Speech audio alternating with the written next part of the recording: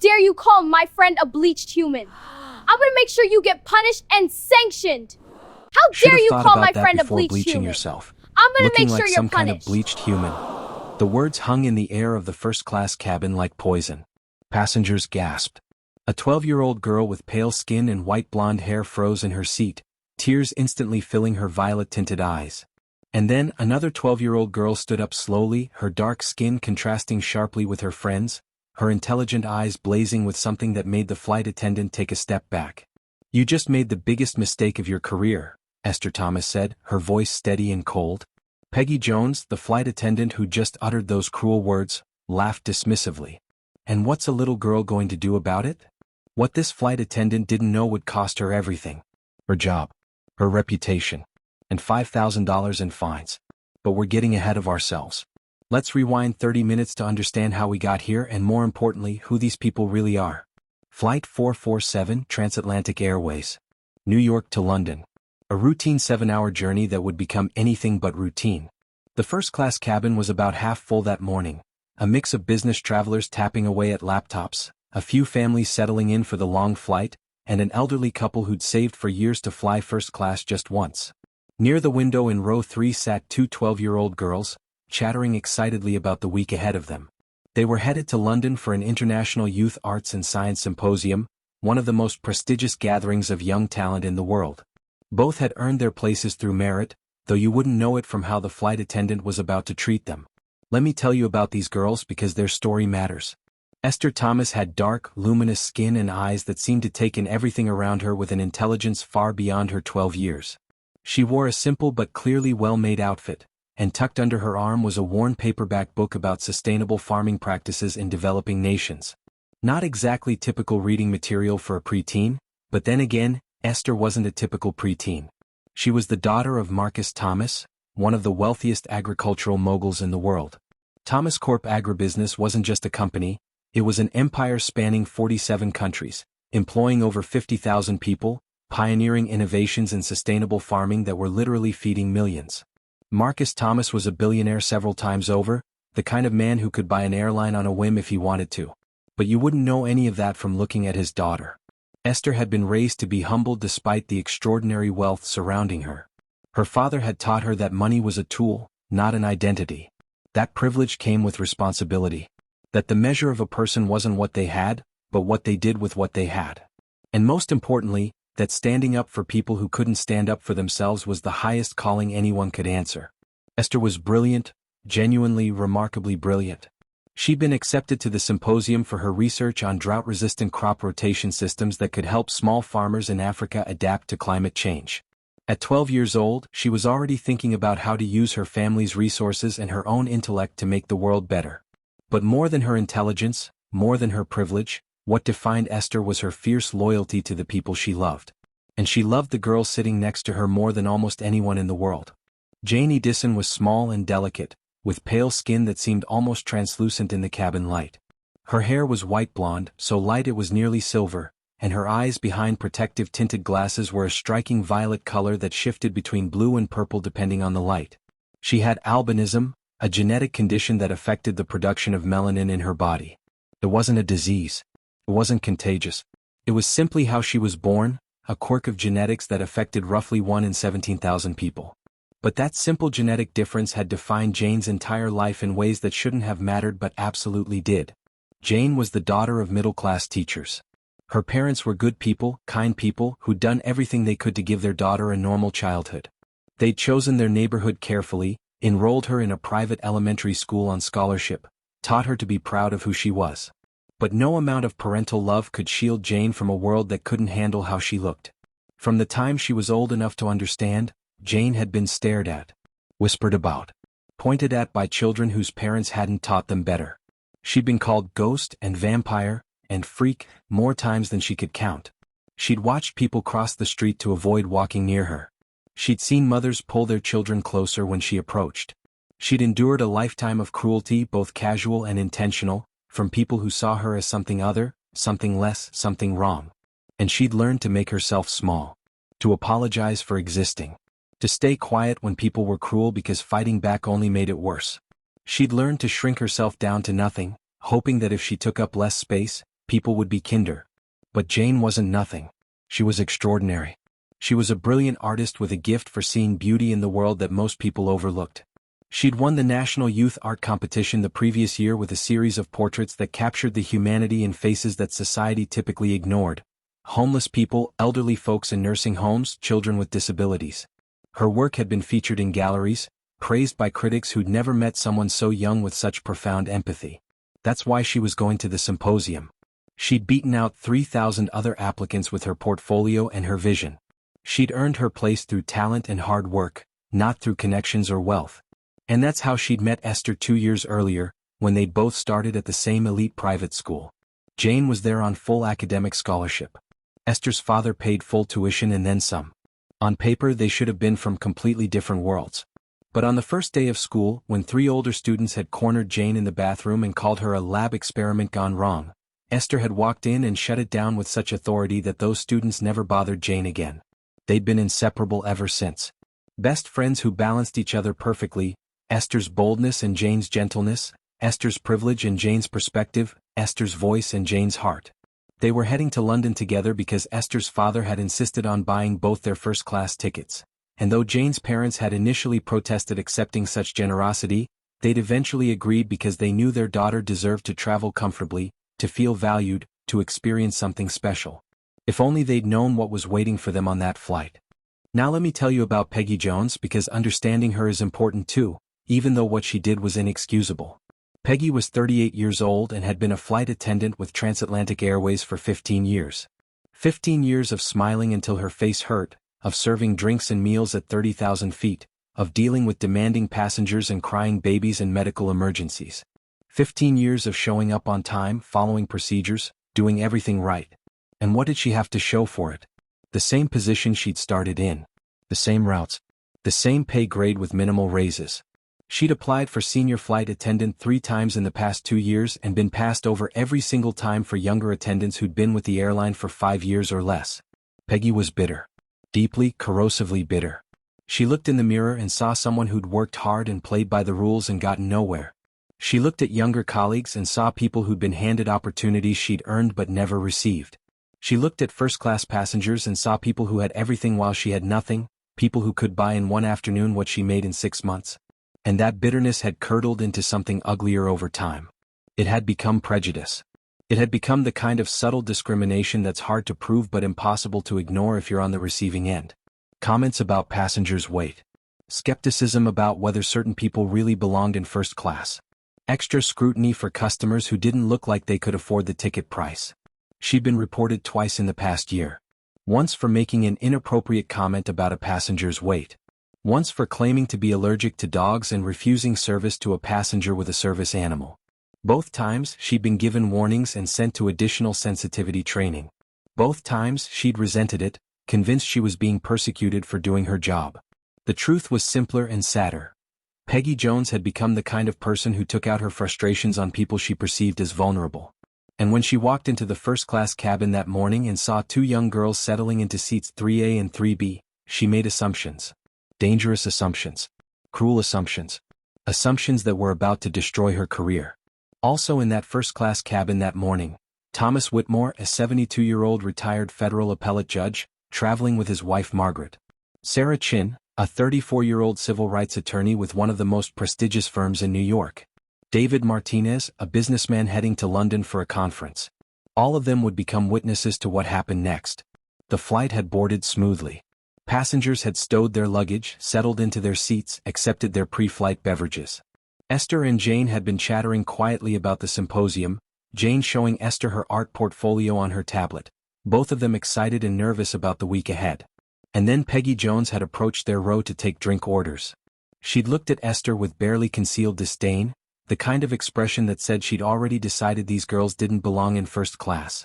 When she'd asked Esther what she wanted with that exaggerated patience adults use when they think children are being difficult, Esther had simply requested an orange juice, polite and straightforward. But when Jane had looked up to place her order, Peggy had visibly recoiled. Just for a second, just a slight backward movement, but both girls had seen it. That moment of shock and revulsion that Jane had experienced 1,000 times before. That instant when someone saw her face and couldn't hide their reaction. Jane had asked for apple juice, her voice already growing smaller, already preparing herself for whatever was coming next. Peggy's response was to ask to see their boarding passes.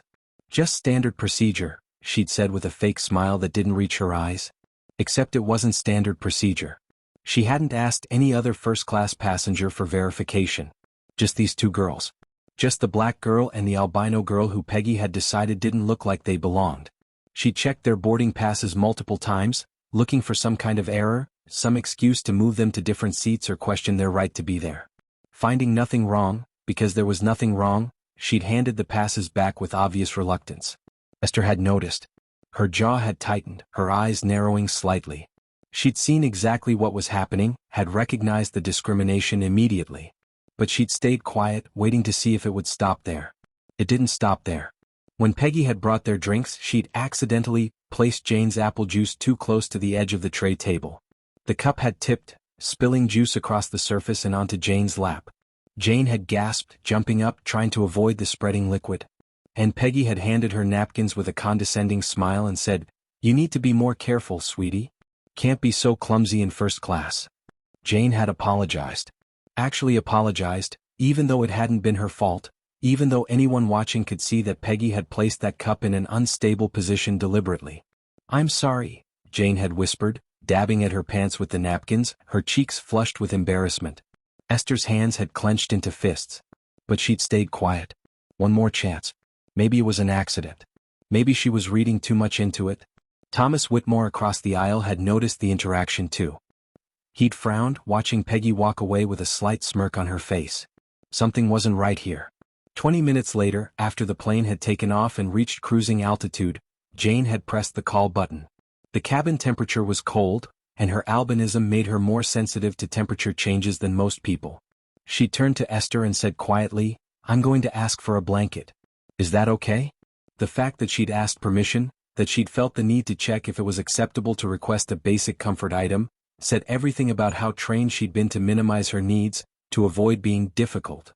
Esther had squeezed her hand. "Of course it's okay, Janie. You paid for this seat." "Well, my dad paid, but the point is, you deserve to be comfortable." When Peggy had arrived in response to the call button, Jane had asked politely, "Excuse me, would it be possible to get a blanket? I'm a bit cold." Peggy had sighed. Loudly. Dramatically. The kind of sigh that communicated immense inconvenience and burden. "We're very busy in first class," she'd said, her tone dripping with condescension. "Maybe you'd be more comfortable in coach where they're used to special requests." The implication was clear. "You don't belong here. You're too demanding. You should be somewhere else with people more like you, whatever that meant." Jane's voice had gotten even smaller. "I'm sorry. I didn't mean to be trouble. Never mind, I'm fine." She wasn't fine. She was shivering slightly, her arms wrapped around herself. But she was already retreating, already making herself smaller, already apologizing for existing. And that's when Peggy Jones made the biggest mistake of her career. She turned to walk away, but not before muttering under her breath, loud enough for half the first-class cabin to hear, "Should have thought about that before bleaching yourself. Looking like some kind of bleached human." The reaction was immediate. A businessman across the aisle inhaled sharply. Sarah Chen's head snapped up from her laptop. Margaret Whitmore gasped audibly. Thomas Whitmore's eyes widened in shock and anger. And Jane Edison froze completely, tears filling her violet eyes, her whole body going rigid as if she'd been physically struck. Because in a way she had been. Those words hit her like a fist to the stomach, like every cruel comment she'd ever endured compressed into one moment of pure, vicious hatred. Esther Thomas stood up. Not quickly. Not frantically. Slowly. Deliberately. Rising from her seat with the kind of controlled fury that's far more frightening than explosive anger. At 12 years old, something shifted in her bearing, some quality that made her seem suddenly much older, much more powerful, much more dangerous to anyone who'd made the mistake of underestimating her. "Excuse me," she said, her voice cutting through the cabin like a blade. "What did you just say to my friend?" Peggy turned back, and for the first time, there was a flicker of uncertainty in her eyes. But she committed to her act, plastering on that fake smile. "I'm sure I don't know what you mean, sweetheart." "You called her bleached," Esther said, each word precisely enunciated. "You called her a bleached human. You implied she doesn't belong here." "I heard you. They heard you." She gestured to the other passengers, many of whom were now watching intently. Peggy's smile hardened. Little girl, I think you misunderstood. Maybe you should sit down before you embarrass yourself. But Esther didn't sit down. She didn't raise her voice either. Instead, she became even calmer, even more precise, even more controlled. And when she spoke, everyone in that cabin understood they were witnessing something remarkable. Jane has albinism, Esther said clearly. It's a genetic condition affecting melanin production in the skin, hair, and eyes. But you knew that, didn't you? You saw how she looks and you made a choice. You chose to be cruel. You chose to discriminate. You chose to mock a child for a genetic condition she was born with and has no control over. The cabin had gone completely silent. Everyone was watching now. Everyone was listening. And Peggy Jones was beginning to realize she'd made a terrible, terrible mistake. But she couldn't back down now. Her pride wouldn't let her. So she doubled down instead. I don't have time for this drama, she snapped. Sit down right now or I'll have to call the captain and have you both removed from this flight. Esther's expression didn't change. Actually, that's an excellent idea. Please do call the captain. I'd like to file a formal complaint for discrimination and harassment. And that's when Peggy Jones knew she was in real trouble. Now, before we continue with what happened next, I want to ask you something. Have you ever witnessed discrimination like this? Have you ever seen someone being treated unfairly because of how they look, and wondered if you should speak up? What would you have done if you'd been sitting in that first-class cabin? Would you have said something or would you have looked away? Drop your answer in the comments below. I really want to know because what happens next in this story is going to challenge everything you think about standing up for what's right. And if you want to see how this confrontation ends, if you want to find out exactly what a 12-year-old girl with nothing but conviction and courage did to hold a grown woman accountable for her cruelty, then make sure you're subscribed to this channel with notifications turned on, because the next part of this story is going to absolutely blow your mind. Esther pulled out her phone and Peggy's face went pale. What are you doing? The flight attendant demanded. Phones should be in airplane mode. It is in airplane mode, Esther said calmly, her fingers moving across the screen. I'm simply documenting this incident. Timestamp, 9:47 a.m. Eastern Time. Flight attendant name from badge P. Jones. Employee number clearly visible, 47821. Witnesses present, approximately 12 first-class passengers. She looked up, meeting Peggy's eyes directly. I'm also noting that you violated TransAtlantic Airways Policy 3.2.1, which explicitly prohibits discrimination based on physical appearance, disability, or genetic conditions. Albinism falls under protected categories in both company policy and federal law. Peggy's mouth fell open. How does a child even know about airline policies? My father and I reviewed TransAtlantic's corporate governance documents last month when he was considering a partnership investment, Esther replied smoothly. I have an excellent memory. Would you like me to continue, or would you like to get the captain now? That's where we'll pick up in the next part of this story. Because what happens next isn't just about one flight attendant getting called out. It's about systematic discrimination. It's about the courage it takes to speak up when everyone else is silent. It's about a friendship so strong that one girl was willing to burn down the world for the other. And it's about consequences, real, serious consequences, for people who think they can treat others as less than human. This is a story about justice at 30,000 feet. And it's only just beginning. Esther stood there in the aisle of that first-class cabin, phone in hand, staring down a woman more than twice her age, and Peggy Jones was beginning to understand that she'd severely miscalculated who she was dealing with. But she wasn't ready to back down yet. Pride is a dangerous thing, and Peggy had 15 years of accumulated bitterness backing up that pride. Sweetheart, Peggy said, her voice dripping with condescension, I really think you're overreacting. These are serious accusations you're making, and I don't appreciate being treated this way by a child who clearly doesn't understand what she's talking about. She put her hands on her hips, trying to reassert authority, trying to make Esther feel small the way she'd made Jane feel small. Now, I'm going to ask you one more time to sit down and stop causing a scene. This is your last warning before I call the captain. Esther didn't move. Didn't even blink. When she spoke, her voice was steady, clear, and carried throughout the cabin with a precision that made everyone lean forward to listen. Jane has albinism. It's a genetic condition that affects the production of melanin in the skin, hair, and eyes. It's not a disease. It's not contagious. It's not something she chose. It's how she was born. She paused, letting those words sink in. But you knew that, didn't you, Miss Jones? You saw how she looks and you made a choice. You chose to be cruel. You chose to mock her. You chose to call her bleached, and suggests she doesn't belong in first class because of a genetic condition she has absolutely no control over. Peggy's face flushed red. I never said. You did say it, Esther interrupted, her voice still calm but now with an edge of steel. You said, and I quote, should have thought about that before bleaching yourself. Looking like some kind of bleached human. Those were your exact words. And approximately 12 passengers in this cabin heard you say them. At that moment, Jane reached up and tugged gently on Esther's sleeve.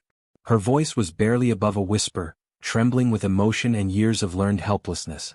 Esther, please. Let's just drop it. It's okay. I'm used to it. Esther turned to her best friend, and for the first time since standing up, her expression softened. She knelt down slightly so she was at eye level with Jane, who was still seated, tears streaming down her pale cheeks. When Esther spoke, her voice was gentle but firm, filled with a love and loyalty that made several passengers wipe their own eyes. No, Janie. It's not okay. It's never been okay. And here's what you need to understand about Janie Disson in that moment. This wasn't the first time someone had been cruel to her because of her albinism. It wasn't even the 100th time. It was one incident in a 12-year-long pattern of cruelty, mockery, and discrimination that had taught her to make herself invisible. When Jane had been 4 years old, attending her first day of preschool, another child had taken one look at her and started screaming that a ghost was in the classroom. The teacher had tried to calm the situation, but the damage was done. Jane had learned that her appearance frightened people. When she was 6, she'd been at a public pool and heard a mother tell her children to stay away from that sick girl, as if albinism was something they could catch. Jane had learned that people thought she was diseased. When she was 8, a group of older kids at a birthday party had cornered her and asked if she was a vampire, if she burned up in sunlight, if she drank blood. They'd laughed when she'd cried. Jane had learned that her difference made her a target for mockery. When she was 10, a substitute teacher had actually asked her in front of the entire class if she was that albino kid, and then proceeded to give an impromptu lesson about genetic abnormalities, using Jane as an example without her permission. Jane had learned that even adults saw her as a specimen rather than a person. By the time she was 12, Jane had developed her entire survival strategy built around making herself as small and inoffensive as possible. She apologized constantly even when things weren't her fault. She never asked for help or special accommodations, even when she needed them. She accepted cruelty as the price of existing in a world that couldn't handle how she looked. She'd learned to stay quiet because fighting back only made people treat her worse. She'd learned to disappear while still being visible, to occupy space without taking up space, to exist without really living. Until Esther Thomas had walked into her life 2 years ago and refused to let her stay invisible. Now, in that airplane cabin, with her best friend kneeling beside her telling her that it wasn't okay, that it had never been okay, something began to crack in Jane's carefully constructed armor of acceptance. A tiny fissure in the wall she'd built around herself. A small voice inside her that whispered, maybe Esther is right. But Peggy Jones wasn't interested in touching moments between friends. She saw an opportunity to regain control of the situation. All right, that's it, she said sharply, reaching for the phone mounted near the galley. I'm calling the captain. You've been warned multiple times and now you're refusing to comply with crew instructions. Both of you will be deplaned when we land for disruptive behavior. Esther stood back up, and there wasn't a trace of fear in her face. Please do call the captain. I'd very much like to file a formal complaint for discrimination and harassment. Peggy's hand hovered over the phone. A complaint? For what exactly? For systematically discriminating against my friend based on her appearance and genetic condition, Esther said clearly. She held up her phone. And I've been documenting everything. Phones need to be in airplane mode. Peggy snapped, grasping at any thread of authority she could find. It is in airplane mode, Esther replied calmly. You can see right here on my screen. I'm not making calls or using data. I'm simply taking notes and time-stamping incidents for the formal complaint I'll be filing. That's completely within passenger rights and FAA regulations. She turned her phone so Peggy could see the screen and several nearby passengers could see it too. There, in meticulous detail, was a log of everything that had happened. 9:47 a.m. Eastern Standard Time. Flight attendant P. Jones, employee number 47821, requested boarding passes only from our seats, not from other first-class passengers. Appeared to target us based on appearance. 10:03 a.m. Eastern Standard Time. B. Jones deliberately placed beverage in unstable position on tray table, spilled on Jane, then blamed Jane for being clumsy. 10:24 a.m. Eastern Standard Time. Jane requested blanket due to cold. P. Jones sighed heavily, suggested we would be more comfortable in coach where they're used to special requests. 10:26 a.m. Eastern Standard Time. P. Jones made derogatory comment about Jane's appearance, stating should have thought about that before bleaching yourself. Looking like some kind of bleached human. Multiple witnesses present. Peggy's face had gone from red to pale. How does a child even know about employee numbers and airline policies? Esther's expression didn't change. My father is Marcus Thomas. He owns Thomas Corp Agribusiness. Last month, he was considering a partnership investment with TransAtlantic Airways and asked me to review the corporate governance documents with him. I read all of them, including the employee handbook, discrimination policies, and passenger rights documentation. I have an excellent memory. Would you like me to cite more policies you've violated? The name Marcus Thomas rippled through the first-class cabin like an electric current. Several passengers' eyes widened.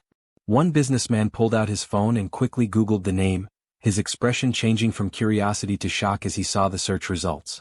Marcus Thomas wasn't just wealthy. He was a Forbes list billionaire, one of the most powerful men in agricultural business worldwide. And his 12-year-old daughter had just checkmated a flight attendant who'd picked the wrong children to discriminate against. But Esther wasn't finished. She looked directly at Peggy and began to speak with the kind of systematic precision that comes from someone who's done their homework. You violated TransAtlantic Airways Policy 3.2.1, which explicitly prohibits discrimination based on physical appearance, disability, or genetic conditions. Albinism is classified as a genetic condition and is protected under both company policy and the Americans with Disabilities Act. You also violated Policy 2.7.3 regarding equal treatment of all passengers regardless of age, race, or other protected characteristics. She held up one finger. First, you singled us out for boarding pass verification when no other first-class passenger was asked to show documentation. That's targeting based on appearance and perceived belonging. A second finger went up. Second, you deliberately caused a spill and then blamed Jane for your actions, using condescending language designed to humiliate and establish dominance. A third finger. Third, you suggested we would be more comfortable in coach, implying we don't belong in first class based solely on our appearance. A fourth finger. Fourth, you made an explicitly derogatory comment about Jane's genetic condition, using language that's both offensive and discriminatory. She lowered her hand. And fifth, when confronted about your behavior, you've attempted to intimidate us with threats of removal rather than addressing the discrimination. That's retaliation, which is covered under Policy 4.1.2 as an additional violation. The cabin was absolutely silent. Passengers sat frozen, some with mouths literally hanging open. This wasn't just a child standing up to an adult. This was a masterclass in how to systematically dismantle discriminatory behavior using knowledge, documentation, and unwavering conviction. Peggy Jones stood there, her fake smile completely gone now, replaced by something between panic and rage. These young passengers are being disruptive, she said loudly, looking around at the other passengers as if seeking allies. They're making wild accusations and refusing to follow crew instructions. I've been nothing but professional, and this is how I'm treated. And that's when the other passengers began to speak up. Thomas Whitmore, the retired federal judge sitting across the aisle, set down his newspaper and fixed Peggy with a look that had made countless lawyers squirm in his courtroom over 40 years. His voice carried the weight of decades of legal authority. Miss Jones, I'm Thomas Whitmore, retired from the Federal Appellate Court for the Southern District of New York. I witnessed the entire interaction, and I can confirm that these young ladies' account is completely accurate. Your comment about bleaching was inappropriate, offensive, and constituted clear discrimination. If I were still on the bench and this case came before me, I would have no hesitation in finding against you and the airline. Sarah Chin closed her laptop with a decisive click and stood up. She was a small woman, barely 5'2", but she commanded attention with the kind of presence that comes from winning cases that matter. I'm Sarah Chin, civil rights attorney with Morrison & Associates in Manhattan. What you just did, Miss Jones, is textbook discrimination. I heard every word. And I've been recording this interaction on my phone since the moment you made that derogatory comment. She held up her device. I will absolutely be filing a formal complaint with the airline, the FAA, and if necessary, pursuing civil action. This is exactly the kind of discriminatory behavior my firm exists to combat. David Martinez, the businessman who'd been trying to ignore the situation, set down his tablet. His voice was rough with emotion. I have a daughter. She has a port wine birthmark that covers half her face. She's 9 years old and she comes home crying at least once a week because of comments like the one you just made. People like you are the reason my little girl thinks she's ugly. The reason she asks us if she can get surgery to fix herself. So no, Miss Jones, these girls are not being disruptive. You are. And frankly, this is exactly how I hope someone would defend my daughter if she were in this situation. His voice cracked slightly. Good for you girls. Don't you dare back down. Margaret Whitmore, Thomas's wife, reached across the aisle and gently squeezed Jane's shoulder. Sweetheart, you are beautiful. And you are brave. Don't let anyone tell you otherwise. One by one, passengers were nodding, murmuring agreement, some pulling out their own phones to document what was happening. The tide had turned completely. Peggy Jones was no longer facing two children she could intimidate. She was facing a cabin full of witnesses who'd seen her cruelty and weren't going to let her get away with it. But Esther wasn't done. Because this wasn't just about winning an argument or getting an apology. This was about making sure that what happened to Jane meant something, that it created change, that it protected the next person who might sit in these seats. She turned away from Peggy and addressed the entire first-class cabin. Her voice carried clearly, and passengers in the rows behind craned their necks to see who was speaking. I want to tell you about my friend Jane, Esther began. Jane Edison won the National Youth Art Competition last year. She beat out 3,000 other applicants with a series of portraits that celebrated people society typically ignores. Her work has been featured in galleries in 4 states. She's brilliant, talented, and has more empathy and compassion in her little finger than most people have in their entire bodies. Jane was crying openly now, but these were different tears. Not tears of humiliation or pain, but tears of being seen, being valued, being defended. Jane also volunteers at children's hospitals every Saturday, Esther continued. She teaches art classes to kids who are going through chemotherapy and other treatments. She helps them find beauty and creativity when they're scared and hurting. She's mentored 6 younger students at our school who were struggling with art. She organized a charity art sale last year that raised $8,000 for homeless shelters. She paused, her voice growing stronger. Jane is also one of the kindest people I've ever met. When I first started at our school, I was the new kid and I was nervous despite all the privilege my family has. Jane was the first person who talked to me. Not because of who my father was. Not because of what my family could do for her. But because she saw someone sitting alone and thought they might need a friend. Esther's voice trembled slightly, emotion breaking through her composed exterior. Jane also has albinism. It's a genetic condition that affects how her body produces melanin. It's not a choice. It's not something she can control. It's just part of who she is, like having brown eyes or red hair. She turned to look directly at Peggy Jones. But people like you, Miss Jones, have made Jane apologize for existing her entire life. Since she was 4 years old, she's been stared at, whispered about, mocked, excluded, and treated like she's something wrong, something broken, something that needs to be hidden away. She's been called ghost, and vampire, and freak, and demon. People have crossed the street to avoid her. Parents have pulled their children away from her. Adults who should know better have treated her like a curiosity instead of a person. That ends today, Esther said firmly. Jane deserves better. Every person with albinism deserves better. Every person who looks different deserves better. And if standing up and causing a scene is what it takes to make that happen, then I'll cause a scene every single day for the rest of my life. And then something extraordinary happened. Something that Jane Edison had never experienced in her entire 12 years of life.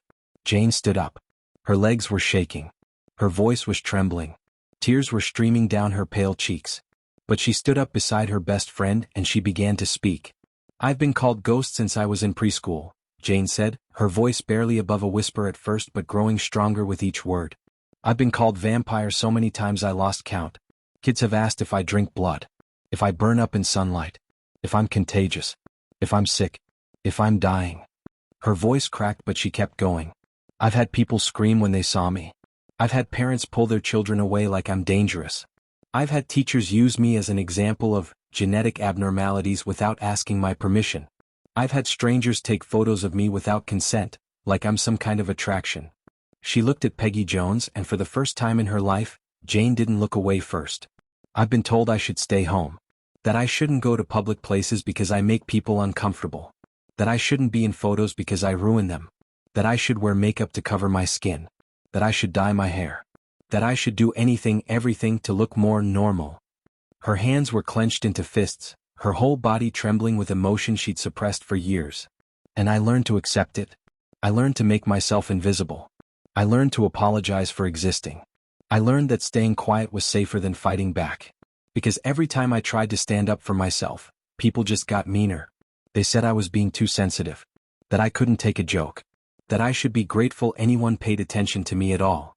Jane's voice rose, and for the first time in her life, she wasn't making herself small. But Esther's right. Being quiet doesn't make it okay. It just makes people like you think you can keep doing it. It just teaches people like you that there are no consequences for cruelty. She wiped her eyes, smearing tears across her pale cheeks. I didn't choose to have albinism. I didn't choose to look different. But you chose to be cruel. You chose to mock me. You chose to make me feel like I don't belong. And that's the difference between us, Miss Jones. My appearance is genetics. Your cruelty is a choice. The cabin erupted in applause. Not polite golf claps, but genuine, emotional applause. Passengers were standing up. Thomas Whitmore was nodding with approval.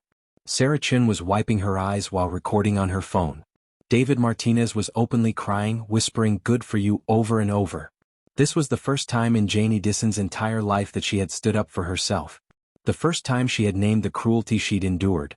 The first time she had refused to make herself small. And an entire airplane cabin was standing with her. Peggy Jones stood frozen, her face cycling through emotions: shock, anger, shame, panic. She'd expected to intimidate two children into silence. Instead, she'd awakened something in a girl who'd spent 12 years learning to be invisible, and that girl had just become the most visible, most powerful person in the room. And David Martinez, that businessman who'd initially tried to ignore the situation, stood up and walked over to the girls. He knelt down in front of Jane, and his voice was thick with emotion. "My daughter's name is Sophia," he said. "She's 9 years old and she has a port wine stain birthmark covering the left side of her face. Last week, another kid at school called her Pizza Face. She came home and locked herself in the bathroom for 2 hours, crying. When she finally came out, she asked my wife if we could afford surgery to remove it. She's 9 years old and she already thinks she's so ugly that she needs surgery." He wiped his eyes. "I didn't know what to say to her. I told her she was beautiful, but she didn't believe me. She said if she was beautiful, kids wouldn't make fun of her. If she was beautiful, people wouldn't stare." His voice broke. "I felt so helpless watching my little girl learn to hate herself because the world can't handle a birthmark." He looked up at both girls. "But I'm going to tell Sophia about you. I'm going to tell her about a 12-year-old girl named Jane who stood up and said that cruelty is a choice, not a condition. And I'm going to tell her about Esther, who loved her friend enough to fight for her. Because that's what Sophia needs to hear. That's what I need to hear. That it's worth fighting. That standing up matters. That things can change." He stood and looked at Peggy Jones with an expression of utter contempt. "This is how you train your staff, TransAtlantic? This is acceptable to you? Because let me tell you, I fly first class internationally at least twice a month for business. My company spends over $200,000 annually on airline tickets. And after today, after witnessing this, we'll be reviewing every single one of our corporate travel contracts." The threat was clear and it hit home. Peggy's face went from pale to green. This wasn't just about her anymore. This was about the airline's reputation, corporate contracts, potential lawsuits. This was about everything she'd ever worked for crumbling because she couldn't control her bitterness for one flight. Esther and Jane stood together in that aisle, holding hands, 12 years old and more powerful than any adult in that cabin. They hadn't set out to start a movement. They hadn't planned to create this moment. Jane had just wanted a blanket because she was cold. But sometimes justice starts with the smallest requests and the bravest responses. Now let me ask you something because this matters. Have you ever witnessed someone being discriminated against? Have you ever seen cruelty happening right in front of you and had to make a choice about whether to speak up or stay silent? It's easy to watch a story like this and think, of course I would have said something. But in the moment, when it's actually happening, when speaking up might make you uncomfortable or might cause a scene or might make people look at you, it's much harder than it seems. What would you really do? Would you be Thomas Whitmore, immediately standing as a witness? Would you be Sarah Chen, ready to take legal action? Would you be David Martinez, letting it get personal? Or would you be one of the passengers who stayed quiet, hoping someone else would handle it? Drop your honest answer in the comments because this conversation matters more than you might think. And if you want to see what happens next, if you want to find out what the captain does when she arrives and learns what's been happening in her first-class cabin, if you want to see real consequences for real discrimination, then hit that subscribe button right now. Because this story is about to get even more intense, and you're not going to want to miss a single moment. Peggy Jones looked around that first-class cabin and realized she had no allies left. Every single person was looking at her with some combination of anger, disgust, or disappointment. The businessman she'd smiled at during boarding was shaking his head. The elderly couple was glaring at her. Even the passengers who'd been asleep were now awake and asking what was happening, only to be quickly filled in by their neighbors. She'd spent 15 years building a career in airline service. And in less than 30 minutes, because of her own bitterness and cruelty, because she couldn't resist taking out her frustrations on two children she decided didn't belong, she destroyed everything. The phone on the galley wall began to ring. It was the cockpit. Someone had pressed enough call buttons that the pilots were checking in on what was happening in the cabin. Peggy reached for the phone with a shaking hand, but Sarah Chen's voice stopped her. "I wouldn't answer that if I were you," the attorney said coolly. "Because the moment you pick up that phone, you're going to have to explain to your captain why multiple first-class passengers have been pressing call buttons. And I don't think you're going to like how that conversation goes." Peggy's hand hovered over the phone, and in her face, you could see the exact moment she understood that her career was over. That no explanation she could give would save her. That she'd crossed a line you can't uncross, hurt people in a way you can't undo, and created witnesses you can't silence. The phone kept ringing. And Esther and Jane stood together in the aisle, hands clasped, 12 years old and absolutely unafraid. Justice was coming. And it was going to arrive in a pilot's uniform. The phone on the galley wall kept ringing, its shrill tone cutting through the tense silence of the first-class cabin. Peggy Jones stared at it like it was a venomous snake, her hands still hovering inches away, frozen in indecision. She knew that the moment she picked up that receiver, she would have to explain to her captain why half the first-class cabin had been pressing call buttons. And there was no explanation she could give that wouldn't end with her career in ruins. But she didn't have to pick up the phone. Because 2 minutes later, Captain Elizabeth Roberts came to her. Captain Roberts was a woman who commanded respect the moment she entered a room. At 54 years old, she'd been flying commercial aircraft for 28 years, working her way up from regional jets to international wide-bodies through sheer competence and unshakable professionalism. She was 5'6" with steel gray hair cut in a practical bob, sharp blue eyes that missed nothing, and the kind of presence that made even the most entitled passengers straighten up and behave. She'd been reviewing flight plans in the cockpit when her co-pilot had pointed out something unusual on the cabin surveillance screen. A cluster of passengers around one flight attendant, what looked like an argument or confrontation developing in first class. Then the call buttons had started lighting up. 1, 2, 3. By the time 5 passengers had pressed their call buttons simultaneously, Captain Roberts had unbuckled her harness and headed back to investigate. She emerged from the cockpit and walked down the aisle with purposeful strides, her uniform immaculate, her expression neutral but alert. As she approached the first-class cabin, she could see the tableau before her. Peggy Jones standing near the galley, face flushed and defensive. 2 young girls in the aisle, holding hands. And what seemed like every single first-class passenger turned in their seats, watching with intense focus. The energy in the cabin was electric, charged with tension and emotion. Something significant had happened here. Captain Roberts had been flying long enough to recognize a situation that had escalated beyond normal passenger-crew interactions. Peggy saw the captain approaching and immediately rushed forward, her words tumbling out in a desperate attempt to control the narrative before anyone else could speak. "Captain, thank goodness you're here." Peggy's voice was high and strained, panic barely concealed beneath a veneer of professional concern. "I'm so sorry to pull you away from the cockpit, but these passengers have been incredibly disruptive.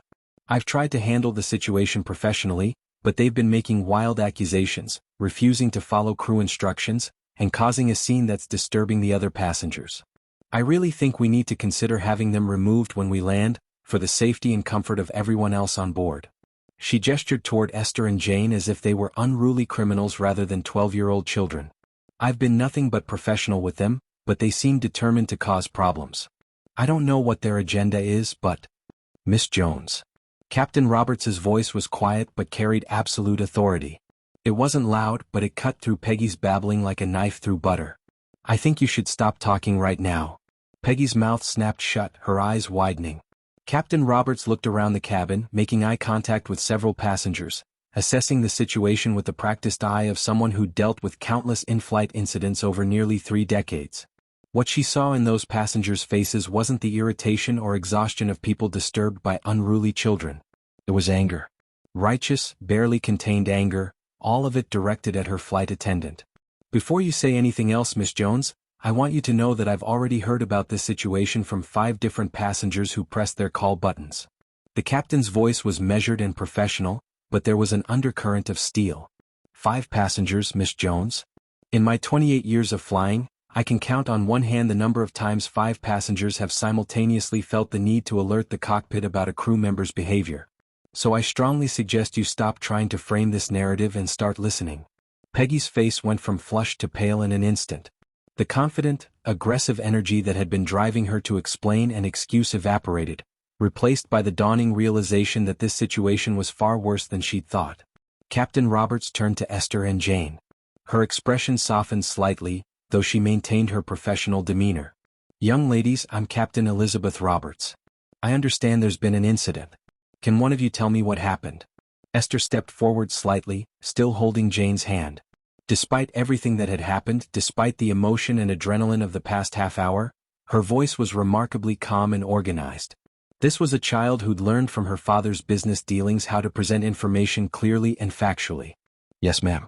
My name is Esther Thomas, and this is my friend Janie Disson. We're traveling to London for an international youth symposium. Since boarding this flight, your flight attendant Miss Peggy Jones has engaged in a systematic pattern of discriminatory behavior toward my friend based on her appearance and genetic condition." She held up her phone, and Captain Roberts could see the detailed notes displayed on the screen. "I've documented everything with timestamps. At 9:47 a.m., Miss Jones singled us out for boarding pass verification when no other first-class passenger was asked to show documentation. At 10:03, she deliberately placed a beverage in an unstable position on Jane's tray table, causing it to spill, and then blamed Jane for being clumsy. At 10:26, when Jane asked for a blanket because she was cold, Miss Jones suggested we would be more comfortable in coach where they're used to special requests. Esther paused and her voice hardened slightly. And then at 10:28, Miss Jones made an explicit derogatory comment about Jane's appearance. She said, and I quote, "Should have thought about that before bleaching yourself. Looking like some kind of bleached human." This was said loud enough for multiple passengers to hear. Jane has albinism, a genetic condition affecting melanin production. Miss Jones's comment was discriminatory, offensive, and violates TransAtlantic Airways Policy 3.2.1 regarding discrimination based on appearance, disability, or genetic conditions. Captain Roberts listened without interruption, her expression growing progressively more serious. When Esther finished, the captain turned to the other passengers. "I need to hear from witnesses. Did anyone see or hear what these young ladies are describing?" Thomas Whitmore stood immediately, and when he spoke, his voice carried the weight of 4 decades in the federal judiciary. "Captain, my name is Thomas Whitmore. I'm retired from the Federal Appellate Court for the Southern District of New York. I witnessed the entire sequence of events, and I can confirm that the young lady's account is completely accurate. I personally heard Miss Jones make the derogatory comment about bleaching. It was unmistakable, inappropriate, and constituted clear discrimination." He fixed Peggy with a look that had made countless defendants squirm. "In my 40 years on the bench, I heard thousands of cases of discrimination. This is as clear-cut an example as I've ever seen. The young lady's documentation is thorough and accurate. If this were a case before me, I would have no hesitation whatsoever in finding against the defendant." Sarah Chin stood next, holding up her phone. "Captain, I'm Sarah Chin, civil rights attorney with Morrison & Associates in Manhattan. I not only witnessed everything these girls have described, but I recorded the latter portion of the interaction on my phone, including Miss Jones's derogatory comment and her subsequent attempts to intimidate these children into silence." She tapped her phone screen. "I have clear audio of Miss Jones calling this child a bleached human, and suggesting she doesn't belong in first class. I also have video of her threatening to have these girls removed from the flight for being disruptive, when they were doing nothing more than standing up for their right to be treated with basic human dignity. I will absolutely be filing a formal complaint with your airline, and I'm prepared to pursue legal action if necessary." Margaret Whitmore raised her hand. "I saw her deliberately spill that drink and then blame the poor child. It was cruel and intentional." David Martinez spoke up, his voice still rough with emotion. "I heard the bleached comment clearly, Captain. There's no ambiguity about what was said or what was meant. And I watched Miss Jones escalate the situation by threatening these children instead of apologizing and correcting her behavior." One by one, passengers corroborated the story. A businessman confirmed he'd heard the discriminatory language. A woman traveling alone said she'd witnessed the boarding pass check that had singled out only the girls. An elderly man said he'd seen the water spill and thought it looked deliberate at the time. Captain Roberts listened to all of them, her jaw tightening with each testimony. This wasn't a case of difficult passengers or a misunderstanding. This was systematic discrimination perpetrated by a member of her crew against children. Against passengers who had every right to be on this flight and to be treated with respect. She turned back to Peggy Jones, and the flight attendant seemed to physically shrink under her gaze. "Miss Jones," Captain Roberts said quietly, "this isn't the first complaint about your behavior, is it?" The question hung in the air like a guillotine blade. Peggy's mouth opened and closed, but no sound came out. She looked like she wanted to deny it, to protest, to explain, but she couldn't find the words. "Don't bother lying," the captain continued. "I have access to crew personnel files. I know about the complaints." Captain Roberts turned slightly to address the passengers, but her words were clearly meant for Peggy to hear. Last year, Miss Jones received 2 formal warnings. The first was for making an inappropriate comment about a passenger's weight, suggesting they might be more comfortable in 2 seats instead of 1. The second was for refusing service to a passenger with a service dog, claiming she was allergic to dogs despite having no such allergy documented in her medical file. Peggy's face was now completely drained of color. These weren't incidents she'd expected to be brought up. These were supposed to be warnings that stayed in her file, marks against her that would fade with time and good behavior. But now they were being aired in front of a cabin full of passengers, establishing a pattern that made her current behavior impossible to dismiss as a one-time mistake. After each incident, Captain Roberts continued, her voice taking on a tone of deep disappointment, you were given additional sensitivity and diversity training. You were counseled by HR. You were explicitly told that another incident would result in immediate termination. She looked directly at Peggy now. We gave you training, Miss Jones. We gave you second chances. We tried to help you understand why your behavior was unacceptable. And clearly it didn't take. The narrator's voice cut in, providing context that the passengers in that cabin didn't have, but that was crucial to understanding how this moment had been building for years. You see, Peggy Jones's problems hadn't started with these 2 girls. They hadn't started with the passengers she'd insulted last year. They'd started much earlier, with a series of disappointments and resentments that had slowly poisoned her ability to do her job with compassion and professionalism. 5 years ago, Peggy had applied for her first senior flight attendant position. She'd been with TransAtlantic for 10 years at that point, had what she thought was a solid record, and genuinely believed the promotion was hers. But it had gone to someone else, a woman 8 years younger who'd been with the airline for only 6 years. When Peggy asked why, she'd been told that the other candidate had better interpersonal skills and more positive passenger feedback. The rejection had stung, but Peggy had told herself it was just politics, just bad luck. She'd applied again 2 years later, and been passed over again, and again the year after that. Each time, younger flight attendants with less seniority but better passenger ratings got the positions she wanted. And each rejection had added another layer to the bitter shell forming around her heart. She began to see favoritism everywhere. She convinced herself that the airline was biased against older employees, that they wanted young, attractive faces in senior positions regardless of experience. She stopped seeing her own role in her lack of advancement, the complaints that had been filed against her, the passenger feedback forms that called her cold and unfriendly, the crew members who found her difficult to work with. Instead, she turned her frustration outward. If the airline wanted to promote people based on surface qualities rather than merit, then fine. She'd started making judgments about passengers based on their surface qualities. Rich-looking passengers got her best service. People she deemed lesser, too fat, too disabled, too different, got her worst. It was petty revenge against a system she thought had wronged her, acted out on innocent people who had nothing to do with her career struggles. The warnings from last year should have been a wake-up call. They should have made her realize she was spiraling, that her bitterness was destroying the career she claimed to care about. But instead they just made her more resentful, more careful about being obvious, more subtle in her discrimination. Until today, when she'd seen 2 children in first class and made assumptions that proved to be catastrophically wrong. She'd assumed they didn't belong there. She'd assumed they couldn't fight back. She'd assumed she could take out her frustrations on them without consequences. She'd assumed wrong on every count. Now, standing in that airplane aisle with her captain and a cabin full of witnesses, all of Peggy's carefully controlled resentment came bubbling to the surface in an explosion of emotions she could no longer contain. I've worked for this airline for 15 years. Peggy's voice was rising, taking on a shrill quality that made several passengers wince. Tears were streaming down her face, smearing her carefully applied makeup. 15 years? I've shown up on time every single day. I've worked holidays. I've taken the worst routes, the longest shifts, done everything they asked me to do. Her hands were shaking as she gestured wildly. And what do I get? Passed over for promotion again and again for girls who've been here 5 years. Girls who are younger and prettier and who smile the right way. Girls who haven't put in half the work I have. Captain Roberts tried to interject. Miss Jones, this isn't.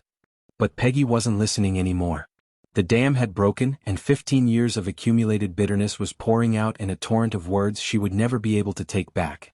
And they, she pointed at Esther and Jane, her fingers shaking with rage and tears, they get everything handed to them. First-class seats they probably can't even afford. Flying to some fancy symposium while I'm stuck serving drinks at 30,000 feet. Do you know what first-class tickets to London cost? More than I make in a month. And here they are, 2 kids, sitting in seats I couldn't afford on my salary even if I saved for a year. Several passengers gasped. Sarah Chen's fingers flew across her phone screen, making sure she was capturing every word. This wasn't just discrimination anymore. This was a complete meltdown, a total professional collapse happening in real time. But Peggy still wasn't done. She turned her full attention to Jane, and what came out of her mouth next was so vicious, so cruel, that several passengers stood up in shock and outrage. And you? Peggy's voice was venomous, all pretense of professionalism completely abandoned. She pointed directly at Jane, whose pale face had gone even whiter, whose violet eyes were wide with shock. Maybe if you stayed home you wouldn't have to deal with people staring at you. Maybe if you didn't go out in public looking like that, you wouldn't make people uncomfortable. The cabin erupted. David Martinez took a step forward, looking like he wanted to physically shield the girls. Margaret Whitmore cried out in horror. Thomas Whitmore's face turned red with rage. Sarah Chen's mouth dropped open in professional shock. She'd prosecuted discrimination cases for 15 years and had rarely heard something so blatantly cruel stated so openly. But Peggy was in free fall now and she couldn't stop. Some people just aren't meant to be out in public. Some people should understand that they make others uncomfortable and maybe they should just stay where they belong instead of forcing the rest of us to deal with looking at them. That's enough. Captain Roberts's voice cracked through the cabin like thunder. She'd raised her voice exactly 3 times in her entire career as a captain, and this was the loudest anyone had ever heard her speak. The sheer force of her command snapped Peggy out of her tirade mid-sentence. The cabin fell into shocked silence. Peggy stood there, breathing hard, tears and mascara running down her face, looking around at the horrified expressions of the passengers as if suddenly realizing what she'd just said.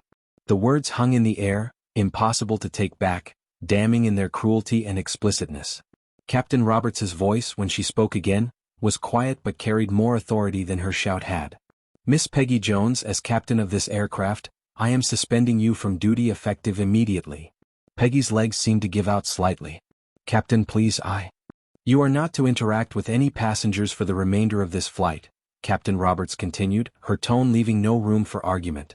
When we land in London, you will be escorted off this aircraft by airport security. You will surrender your crew identification and access cards. Our HR department will contact you within 48 hours regarding termination proceedings. Captain, please? Peggy's voice broke completely. Please, I need this job. I have rent. I have bills. This is all I know how to do. I can't lose this job. For just a moment, just a brief flicker, something that might have been pity crossed Captain Roberts's face. Because she could see what everyone could see. A woman whose entire life was collapsing in real time, who was realizing too late the consequences of years of accumulated bitterness and cruelty. But the pity disappeared as quickly as it had come, replaced by stern professionalism. You should have thought of that before you harassed 2 children, Captain Roberts said quietly. You should have thought of that before you made discriminatory comments about a passenger's genetic condition. You should have thought of that before you let your personal frustrations manifest as cruelty toward people who did nothing wrong except exist in a way that you decided was unacceptable. She turned to address the first-class cabin. On behalf of TransAtlantic Airways, I apologize unreservedly to these young ladies and to all of you for witnessing this unacceptable behavior. This is not who we are as an airline. This is not the standard of service we strive for. And I assure you that this incident will be fully investigated and addressed. Captain Roberts pulled out her radio. "Richard, this is the captain. Please come to the first-class cabin immediately." Within moments, Richard Mills appeared.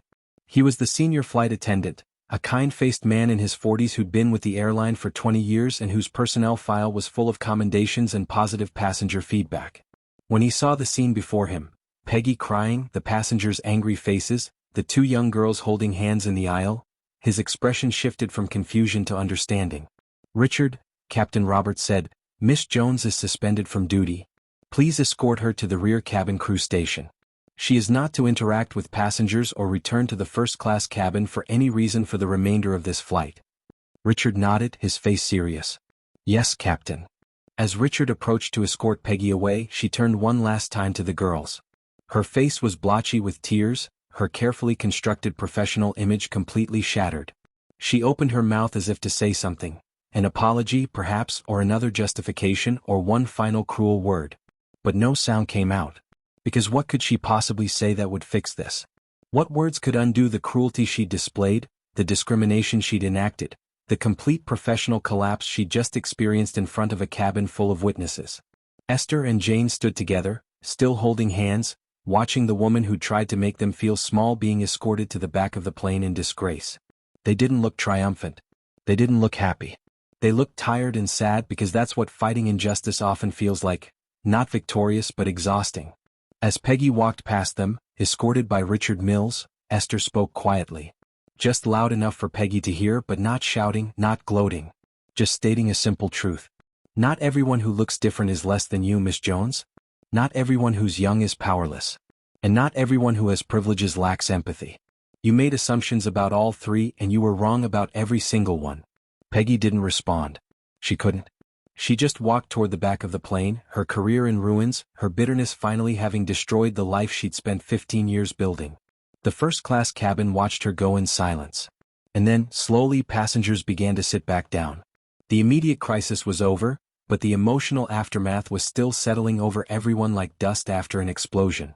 Captain Roberts remained standing at the front of the cabin. She looked at Esther and Jane, and her stern professional mask softened slightly. "Young ladies, I want you to know that what you did today took extraordinary courage. Standing up against injustice is never easy, especially when the person being unjust has authority over you. But you did it anyway. You documented everything. You spoke truth clearly and calmly. And you didn't back down when you were threatened." She glanced at the other passengers. "You all witnessed discrimination today. And you chose to speak up, to serve as witnesses, to support these young ladies when they needed it. That matters more than you know. Because discrimination thrives in silence. It grows in the spaces where people decide not to get involved, where witnesses choose to look away." Captain Roberts turned back to Esther and Jane. "You will receive full refunds for your tickets. You'll be upgraded on your return flight. And I will personally ensure that formal written apologies are sent to your parents within 48 hours. This is not the TransAtlantic Airways experience you deserved, and we will do everything in our power to make it right." She paused, and when she spoke again, her voice carried a weight of years of experience dealing with difficult situations. "I've been a captain for 12 years. In that time, I've dealt with medical emergencies, unruly passengers, mechanical failures, and everything in between. But this, witnessing a member of my crew discriminate against children, this is one of the most disappointing moments of my career. Because we're supposed to be better than this. Our crew is supposed to make people feel safe and welcome, not small and unwelcome." Thomas Whitmore spoke up from his seat. "Captain, if you need additional witness statements or any legal documentation, I'm happy to provide whatever you need. The young lady documented everything, but I'm willing to submit a formal statement as well." Sarah Chin added, "I'll be coordinating with your legal department. With the client's permission, of course." She looked at Esther and Jane. "You both have my card. When you're ready to discuss next steps, my firm is here to help. Pro bono, naturally."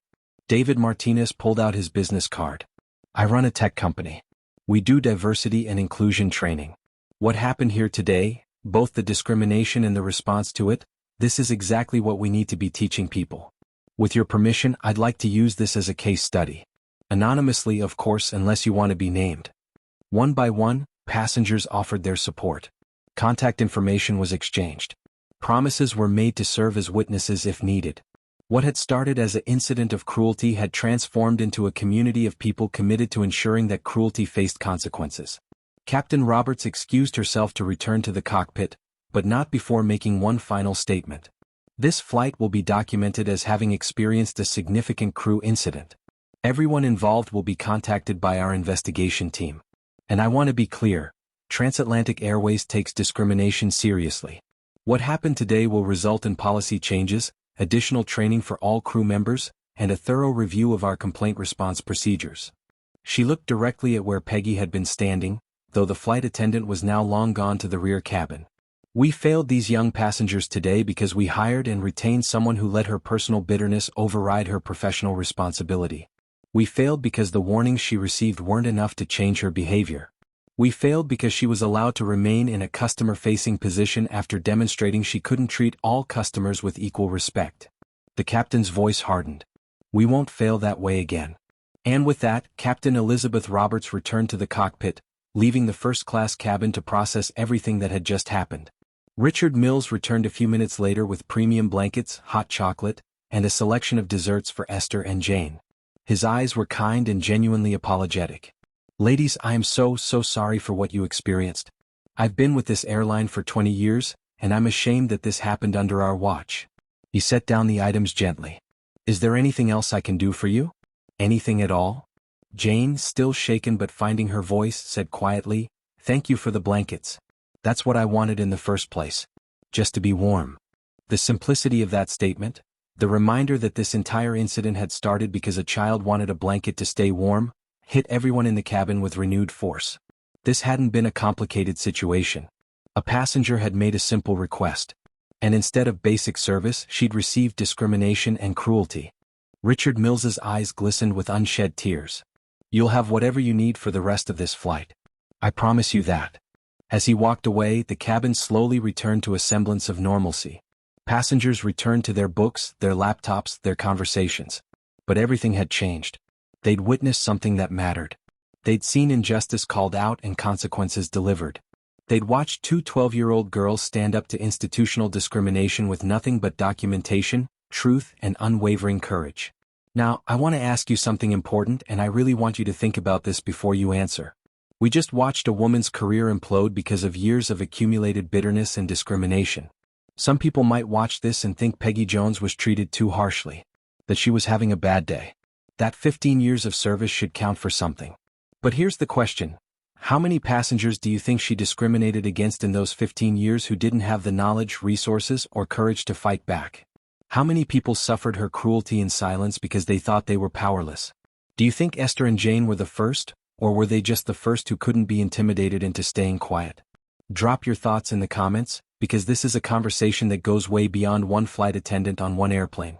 And if you want to see how Esther and Jane process what just happened, if you want to hear the wisdom that a 12-year-old shares about using privilege to protect others, if you want to know what happened to Peggy Jones after she landed in London and what changes came from this incident, then you need to subscribe to this channel right now and hit that notification bell. Because the next part of this story is going to show you what justice actually looks like, what real accountability means, and how two young girls changed an entire airline's policies with nothing but courage and truth. The first-class cabin settled into an uneasy peace. Passengers exchanged glances, processing what they'd witnessed.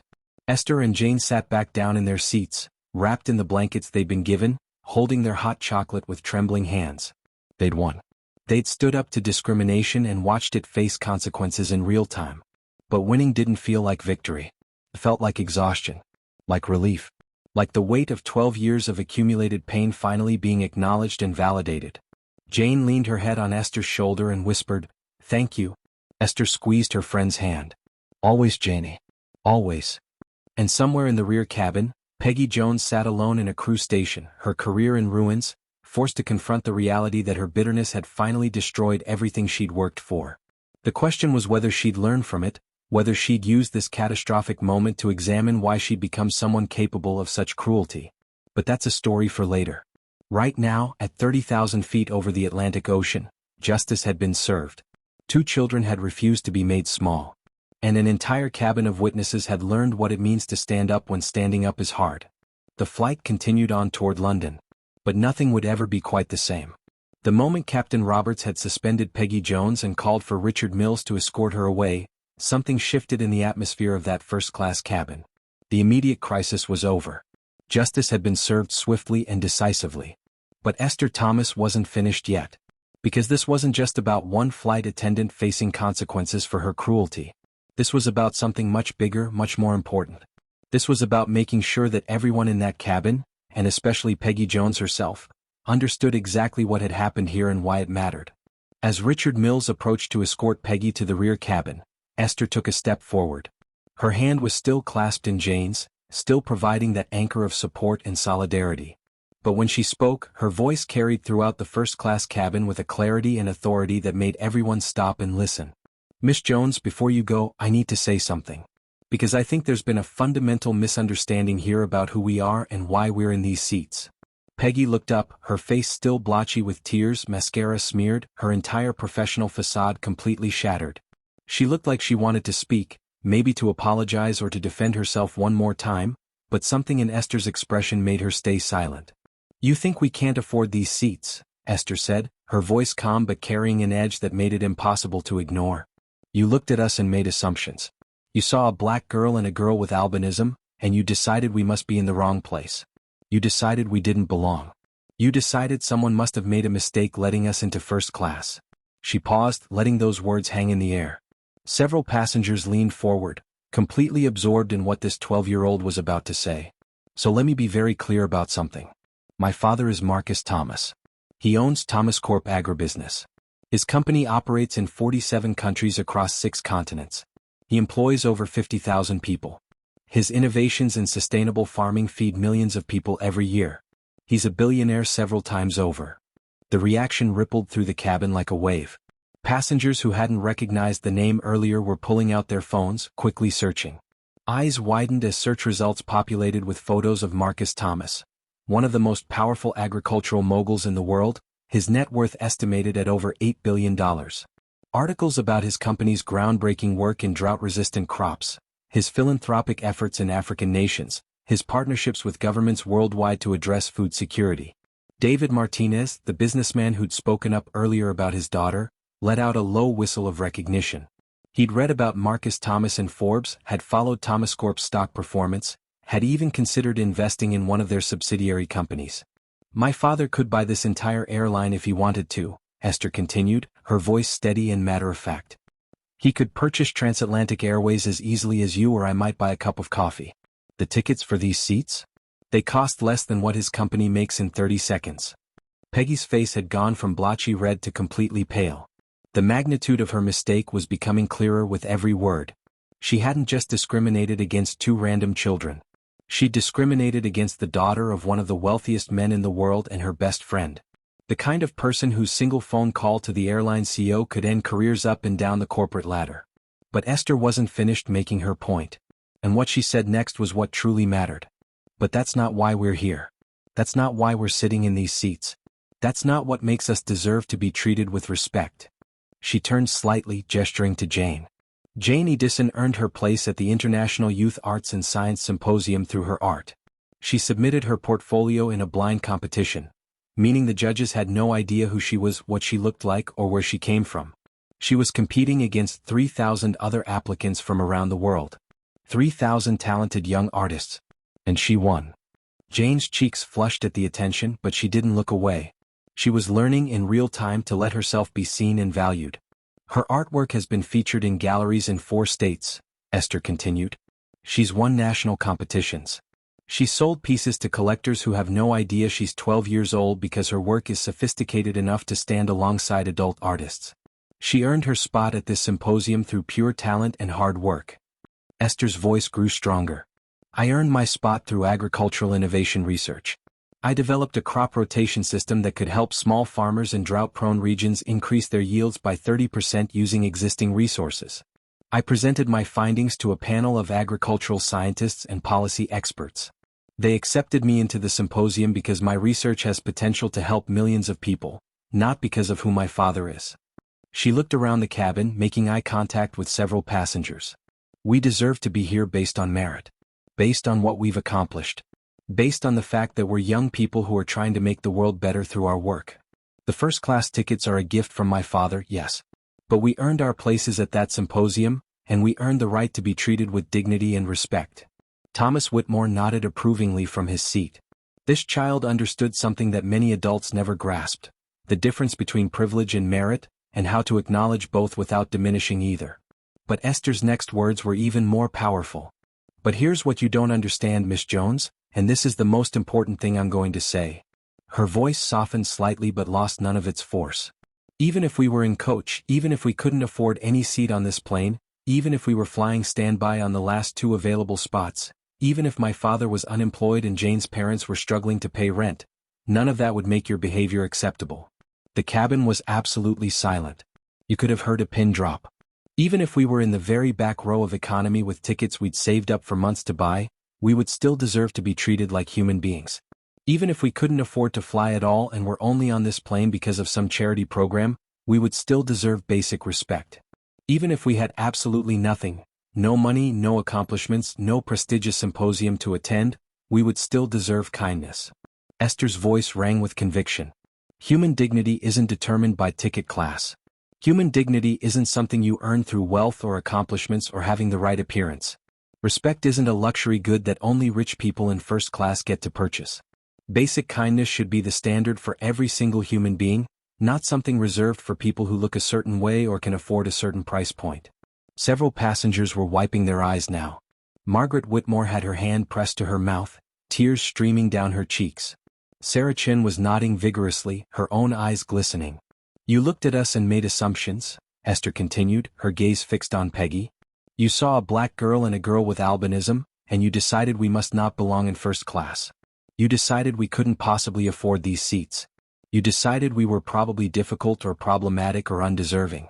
And every single one of those assumptions was wrong." Her voice hardened. "That's racism, Miss Jones. That's ableism. Those are the actual words for what you did. You discriminated against Jane because of her genetic condition and appearance. You made assumptions about both of us based on how we look and the color of our skin. And I'm going to call it exactly what it is, because pretending it's something softer or more acceptable doesn't help anyone learn or grow." Peggy flinched at the words, but Esther's tone wasn't cruel. It was honest. Unflinchingly, uncomfortably honest. And then, remarkably, Esther's expression softened slightly. Not with weakness, but with something that looked like understanding mixed with firm boundaries.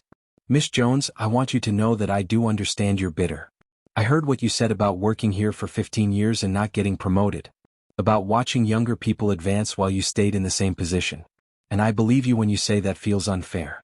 It probably is unfair, at least some of it." Peggy looked up, surprised to hear anything resembling empathy from the child she tried to humiliate. "You worked hard," Esther acknowledged. "You showed up. You followed the rules as you understood them. And you didn't get the recognition or advancement you wanted. That's genuinely difficult, and you have a right to be frustrated about it." She paused, and her voice became firmer again. "But your career problems aren't Jane's fault. They're not my fault. They're not any passenger's fault. You took your pain and your disappointment and your bitterness about your own life situation, and you turned it into cruelty toward people who had absolutely nothing to do with your problems." Esther gestured around the cabin. "Jane didn't make the decision to pass you over for promotion. I didn't make the airline's personnel choices. The passengers in this cabin didn't create your career difficulties. We're just people trying to get from New York to London. We did nothing to you except exist in a way that you decided was unacceptable." Her voice carried absolute clarity. "That's why you're losing your job today, Miss Jones? Not because of us. Not because we complained or made a fuss or got you in trouble. But because of choices you made. You chose to let your personal frustrations manifest as discrimination. You chose to take out your anger on passengers who couldn't fight back, or so you thought. You chose cruelty over kindness again and again until finally you chose the wrong targets and got caught." Peggy was crying again, but these were different tears. Not angry tears or defensive tears, but the kind of tears that come when someone speaks an uncomfortable truth that you can't deny. "And here's the thing," Esther continued, her voice gentler now but no less firm. "If you'd spend half the energy you used on resentment and bitterness on actually being good at your job, on treating people with genuine kindness, on being the kind of person others want to work with and be around, maybe you would have gotten that promotion. Maybe you'd be the senior flight attendant you wanted to be." She let that sink in. "Captain Roberts mentioned you had complaints filed against you before. Comments about a passenger's weight. Refusing service to someone with a service dog. This isn't the first time you've let your personal frustrations turn into discrimination. And every time it happened, you had a choice about how to respond. You could have looked at those warnings as an opportunity to examine your behavior and grow. Instead, you just got better at hiding it. Until today, when you couldn't hide it anymore. The truth of it was written all over Peggy's face. She wasn't losing her job because of a single mistake or a bad day. She was losing her job because of a pattern of choices made over years, a pattern of letting bitterness poison her interactions with passengers, a pattern of treating people as less than human when she thought she could get away with it. Jane, who had been silent throughout this exchange, suddenly spoke up. Her voice was still shaking, but it was clear and carried its own power. "Miss Jones, I can't change how I look. I was born with albinism. It's genetics. It's biology. It's not a choice I made or a lifestyle I'm living or something I can fix or alter. This is just how I am." She took a breath, and when she spoke again, her voice was stronger. "But you chose to be cruel. You chose to make assumptions about me based on my appearance. You chose to mock me for a genetic condition. You chose to suggest I don't belong in public spaces because of how I look. Every single one of those things was a choice you made." Jane's violet eyes met Peggy's directly, and she didn't look away. "That's the fundamental difference between us. My appearance is something I have zero control over. Your cruelty is something you had complete control over. I'm living with the cards genetics dealt me. You're living with the consequences of choices you made." The simplicity and power of that statement hit everyone in the cabin. This wasn't a complicated philosophical debate. It was a basic truth. Some things are chosen and some things aren't, and we're only responsible for the things we choose. "I used to think that if I just stayed quiet enough, if I made myself small enough, if I apologized enough for existing, people like you would eventually leave me alone," Jane continued. "I thought your cruelty was somehow about me. That if I could just be less visible, less noticeable, less present, then maybe people would stop being mean." Her voice grew firm. "But Esther's right. Your cruelty isn't about me at all. It's about you. It's about your bitterness and your anger and your pain that you're taking out on strangers because it's easier than dealing with your actual problems. I'm just a convenient target because you thought I couldn't fight back." Jane straightened her shoulders, and in that moment she looked taller than her 12 years. "I don't have to shrink myself to make you comfortable with your own bitterness. I don't have to apologize for existing in a body that makes you uncomfortable. I don't have to make myself invisible so you can feel better about being cruel. That's your issue to work on, not mine." For the first time in her life, Jane Edison had spoken her truth without apologizing for it. And the power of that moment radiated through the cabin like light breaking through clouds. Esther squeezed her friend's hand, pride evident on her face. Then she turned back to Peggy one last time. "Miss Jones, I want you to know something. There's still time for you to learn from this. You're losing this job, yes. That consequence is appropriate and necessary. But you don't have to lose your humanity. You don't have to stay the person who did this." Her voice carried a wisdom far beyond her years, the kind of wisdom that comes from being raised by parents who understood both power and responsibility. You can choose to look at this as the worst day of your life and learn nothing from it. You can blame us, blame the airline, blame everyone except yourself. You can stay bitter and angry and convinced that the world is unfair to you. She paused. Or you can choose to use this moment to examine why you became someone capable of such cruelty. You can choose to ask yourself hard questions about your prejudices and your assumptions and your behavior. You can choose to become a better person. Esther's voice softened. "I genuinely hope you choose the second option. I hope you find whatever healing you need from whatever made you this bitter. I hope you learn to see people as people instead of as targets for your frustration. I hope you become someone who would be horrified by what you did today, instead of someone who justifies it." She took a breath. "My father taught me something when I was very young. He said, 'Esther, the true measure of a person isn't their wealth or their appearance or their circumstances. It's how they treat people who can't do anything for them.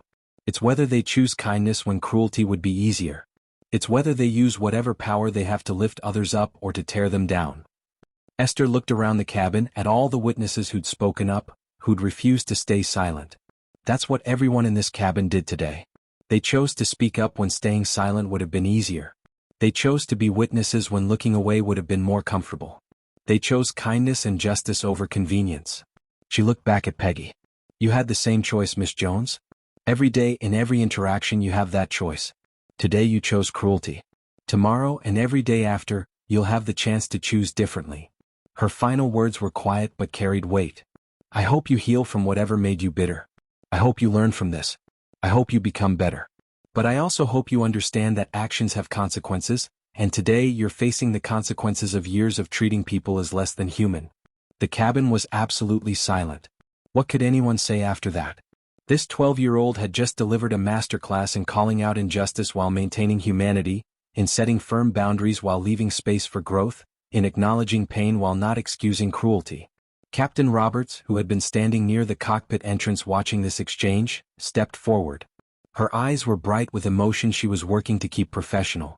"Young ladies," she said, her voice carrying genuine admiration, "you have both shown more grace, more wisdom, and more maturity than most adults I've encountered in my 28 years of flying. Miss Jones doesn't deserve the compassion you've just shown her, but you've demonstrated exactly the kind of character that makes the world better." She turned to address the entire first-class cabin. "On behalf of TransAtlantic Airways, I apologize unreservedly to Esther and Jane, and to all of you for having to witness this unacceptable behavior.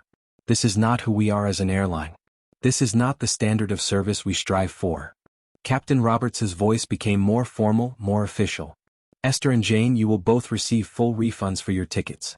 Your return flights will be upgraded to our premium first-class service with our most experienced and highly rated crew members.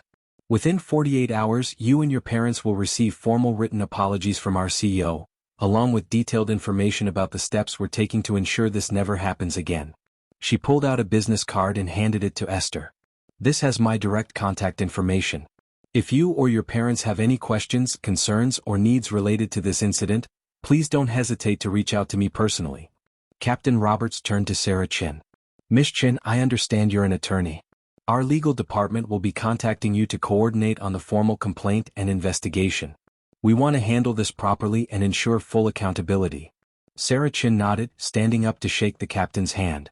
"I appreciate that, Captain. I'll be coordinating with my firm, and with the young lady's permission, we'll be representing them pro bono in any proceedings related to this incident." She looked at Esther and Jane. "You both have my card. When your parents are ready to discuss next steps, I'm here to help. What happened today is exactly the kind of discrimination case my firm exists to combat, and I promise you will see this through to its conclusion." Thomas Whitmore stood as well, his 72 years of legal experience evident in his bearing. "Captain Roberts, if you need additional witness statements or documentation for your investigation, I'm happy to provide whatever you need.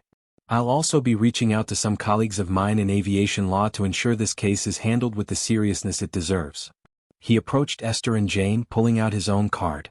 "Young lady, you reminded me why I went into law in the first place.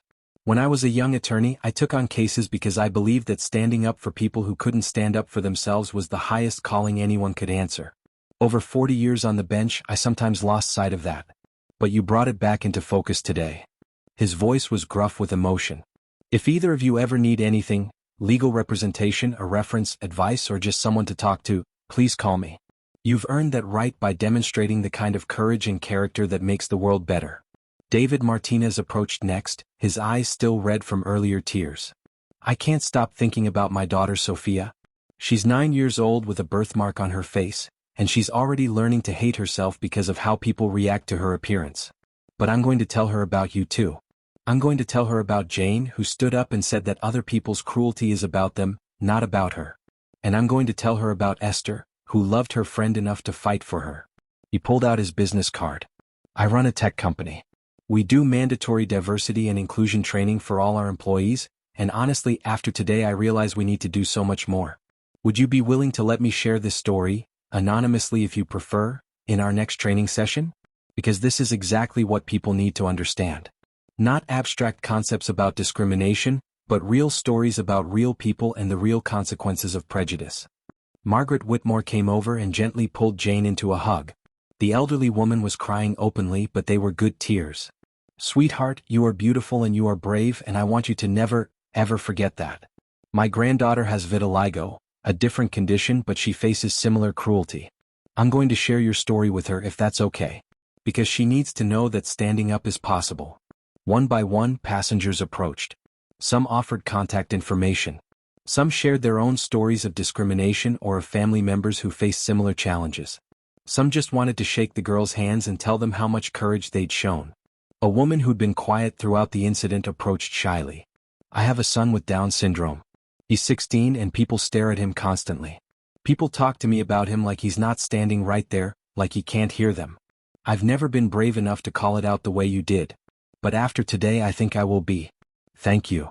A businessman who'd been sleeping through most of the incident and had been quickly filled in by his neighbor approached with obvious admiration. I'm a corporate trainer. What you just did, the way you called out discrimination while maintaining your dignity, the way you documented everything, the way you spoke truth to power, that's textbook conflict resolution. Organizations pay thousands of dollars for training that tries to teach what you just demonstrated naturally. Through it all, Richard Mills waited patiently to escort Peggy away. When the passenger interactions finally died down, he approached the disgraced flight attendant gently. Miss Jones, it's time to go. As Peggy stood on shaking legs as Richard prepared to escort her to the rear cabin where she would spend the rest of the flight in isolation before being met by security in London, Esther spoke one final time. Her voice was quiet, meant primarily for Peggy but carrying just far enough that nearby passengers could hear. Not everyone who looks different is less than you, Miss Jones. Not everyone who's young is powerless. Not everyone who has money or privilege lacks empathy or understanding. You made assumptions about all three and you were wrong about every single one.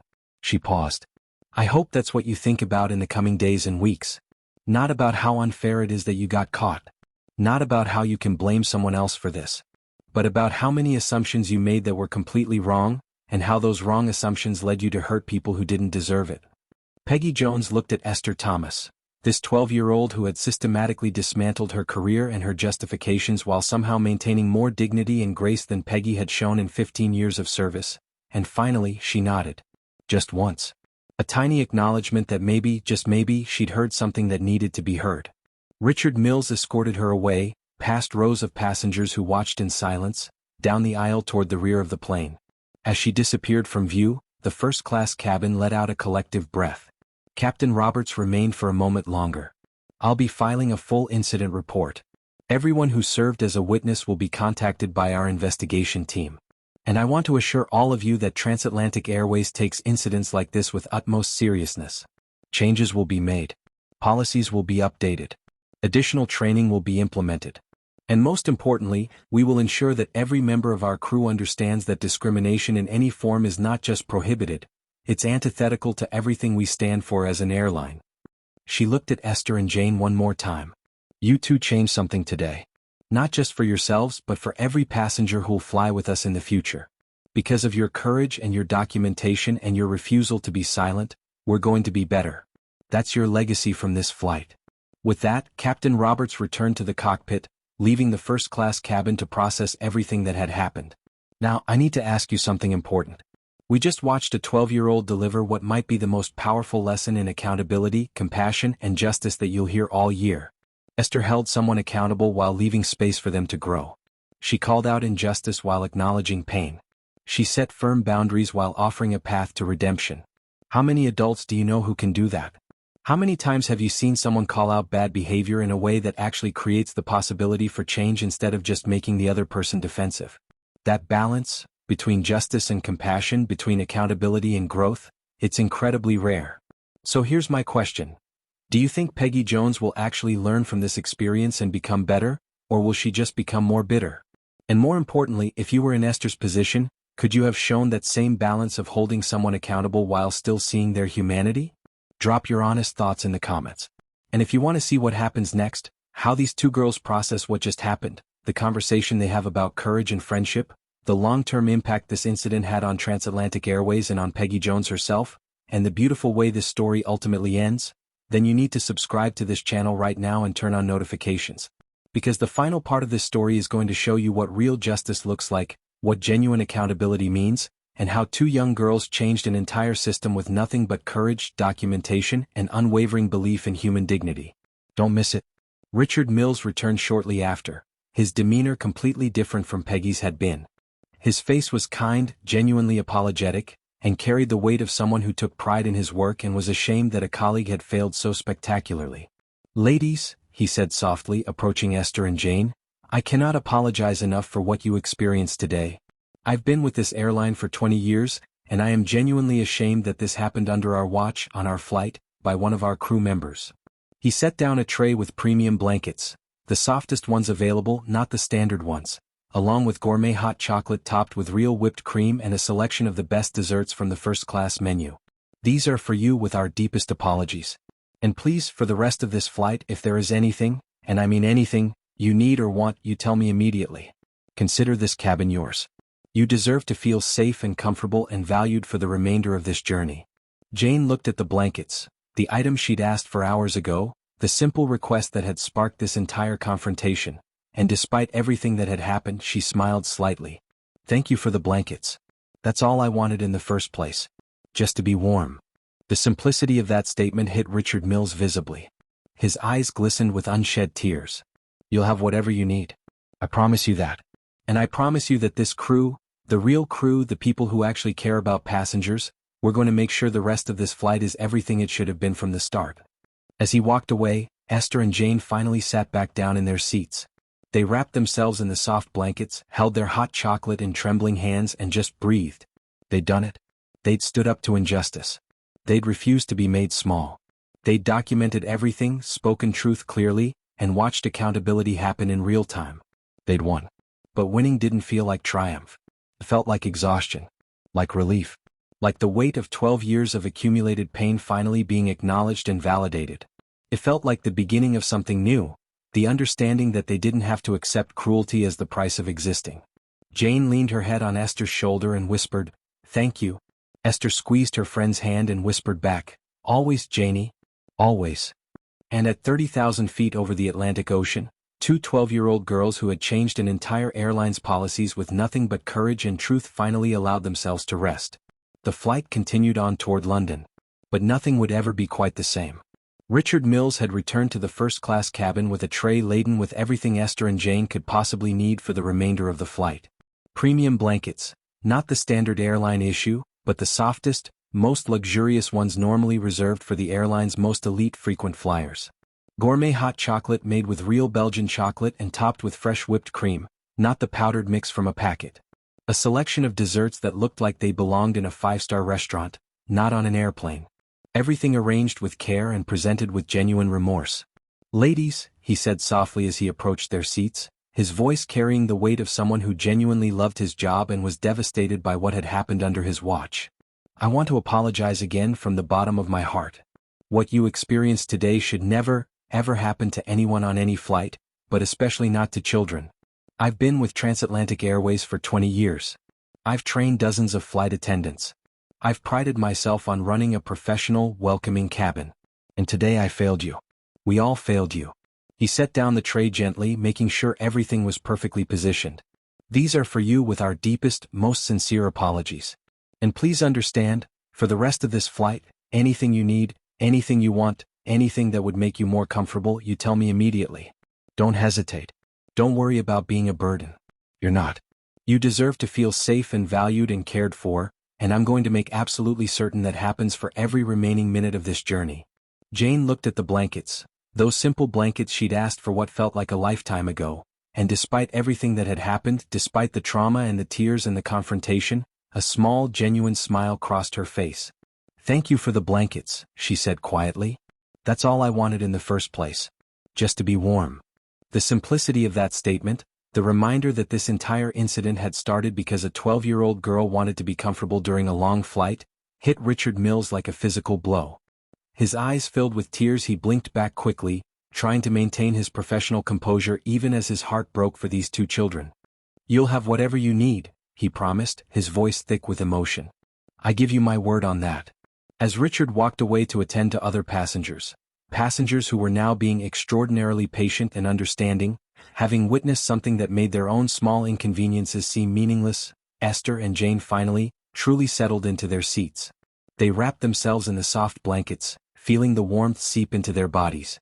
They held their hot chocolate in hands that were still trembling slightly from adrenaline and emotion. And for the first time since boarding this flight, they allowed themselves to just breathe. The cabin around them had returned to a semblance of normalcy. Passengers had gone back to their laptops and books and movies, though the energy was different now. There was a heaviness in the air, a collective processing of something significant that everyone had witnessed. People kept glancing over at the girls, not with the kind of stares Jane was used to, stares of judgment or curiosity or disgust, but with something else. Respect. Admiration. Solidarity. For several minutes, Esther and Jane sat in silence, sipping their hot chocolate, feeling the sugar and warmth begin to settle their nerves. The adrenaline that had been coursing through their bodies for the past hour was finally starting to fade, leaving behind exhaustion and the beginning of emotional processing.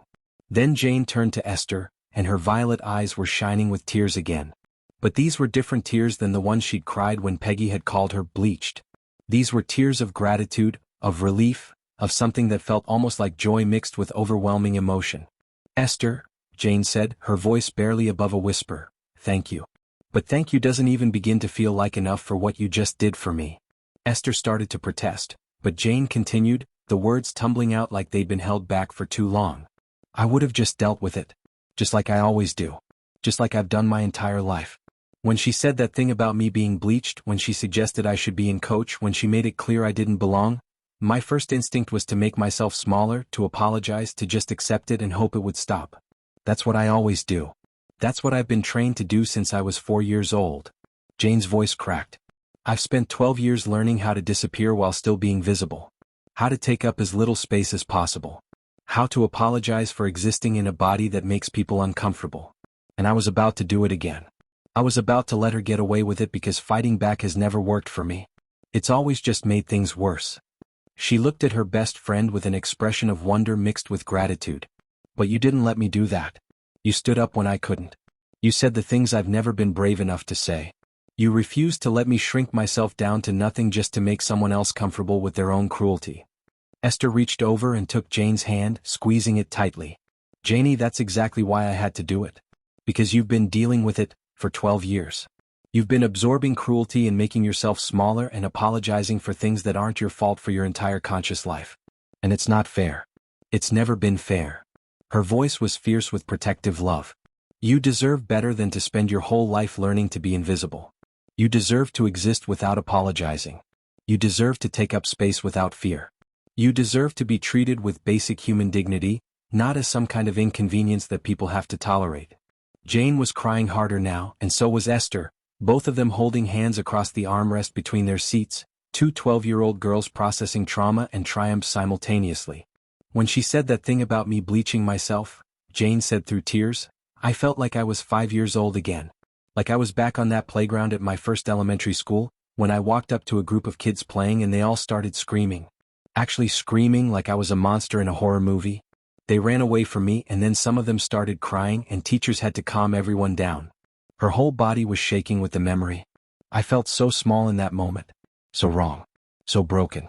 Like my existence was fundamentally disturbing to the world. And I've carried that feeling with me every single day since.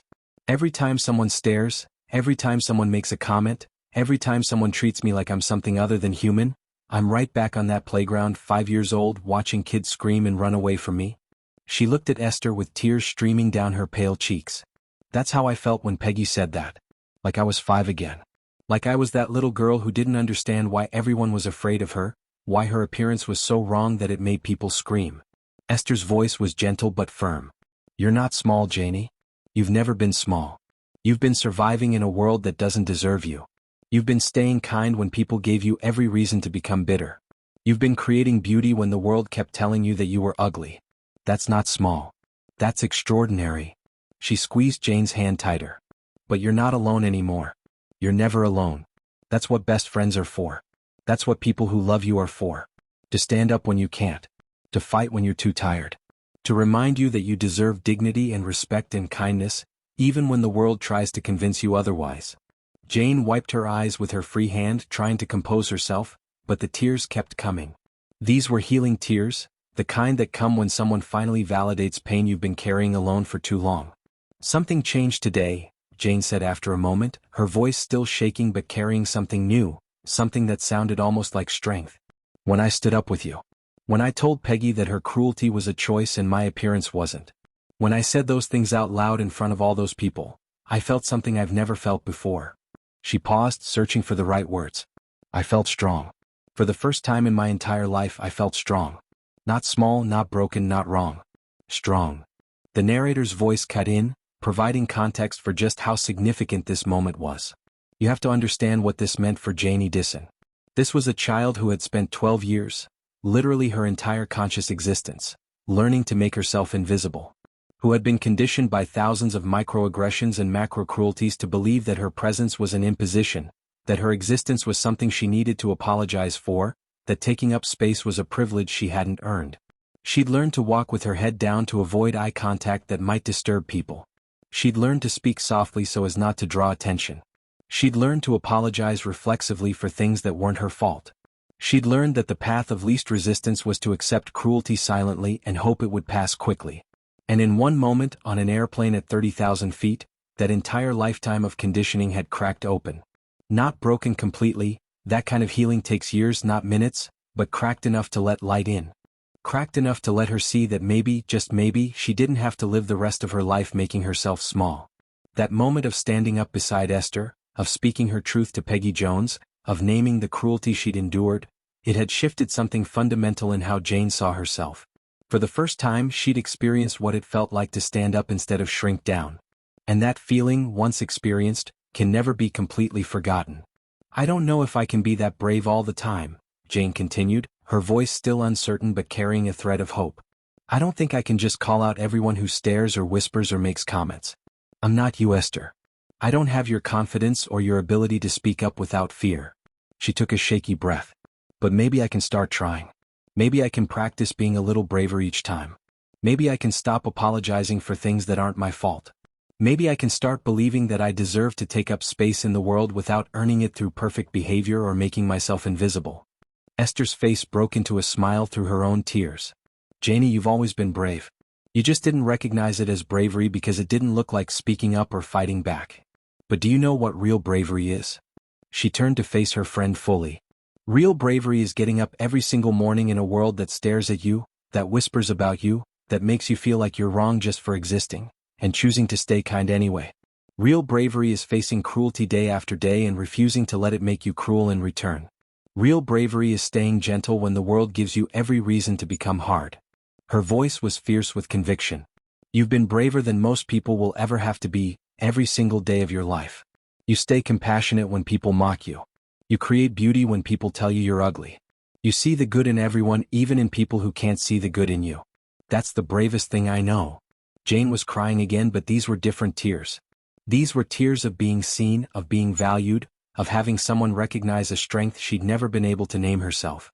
Esther stared out the window at the endless expanse of sky and clouds below them, her own mind processing everything that had just happened.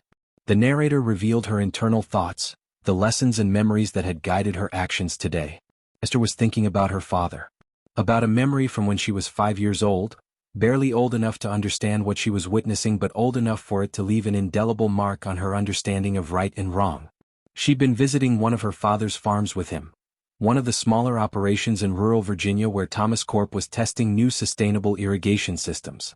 She'd been excited to see the tractors and the crops, running around in her little boots while her father met with the farm managers. And then she'd heard shouting. Angry shouting. She'd followed the sound and found her father standing between a supervisor and a farm worker. The supervisor, a white man in his 50s who'd been with the company for years, was berating a Mexican farm worker in broken Spanish mixed with English, calling him lazy, stupid, telling him he should be grateful to even have a job. 5-year-old Esther had watched as her father, Marcus Thomas, had gone absolutely still. Not angry still but dangerous still. The kind of still that preceded decisive action. "You're fired," Marcus had said quietly. "Collect your things and leave my property immediately." The supervisor had sputtered, tried to explain, tried to justify. "Mr. Thomas, I was just, these workers need firm management. I've been with your company for 12 years. And in those 12 years, you've apparently learned nothing about treating people with dignity," Marcus had replied, his voice calm but carrying absolute authority. "You're fired. Effective immediately. Security will escort you off the property." He turned to the farm worker, switching to fluent Spanish. "I apologize for what you just experienced. That behavior is unacceptable and doesn't represent my company's values. Please take the rest of the day off with full pay. And when you return tomorrow, you'll be reporting to a new supervisor who understands that every person who works for me deserves respect." That night, back at their hotel, 5-year-old Esther had asked her father why he'd fired the supervisor. "Daddy," he said, "he'd worked there for a really long time. Was that fair?" Marcus had knelt down to her level, taking her small hands in his large ones. "Esther, let me tell you something important. Something I need you to remember your whole life." His voice had been serious but gentle. "We have money. We have a lot of money. We have power and influence and the ability to do things most people can't do. But if we don't use those things to protect people who can't protect themselves, then what's the point? Money without morality is just greed. Power without purpose is just cruelty. He'd looked into her eyes, making sure she understood. The measure of a person isn't what they have. It's what they do with what they have. It's how they treat people who can't do anything for them. It's whether they use their advantages to lift others up or to keep others down. Marcus had squeezed her hands. That man I fired today had power over that worker. He could have chosen to use that power to help, to teach, to support.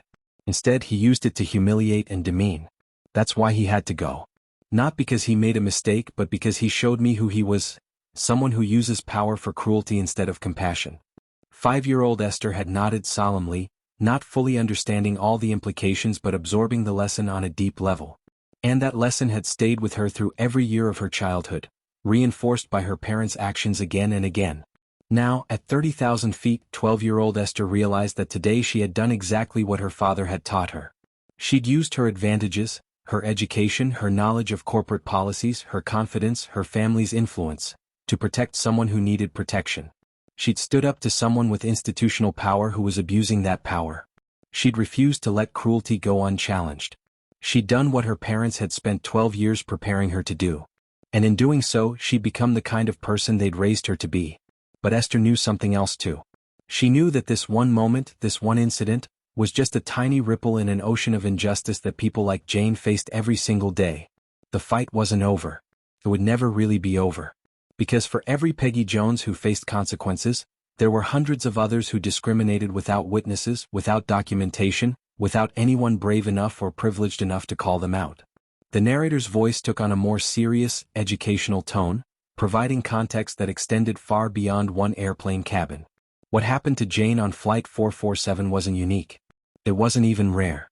People with albinism face discrimination, violence, and even murder all over the world, every single day. In developed nations like the United States, Canada, and throughout Europe, people with albinism face constant microaggressions and macro-cruelties. They're stared at everywhere they go.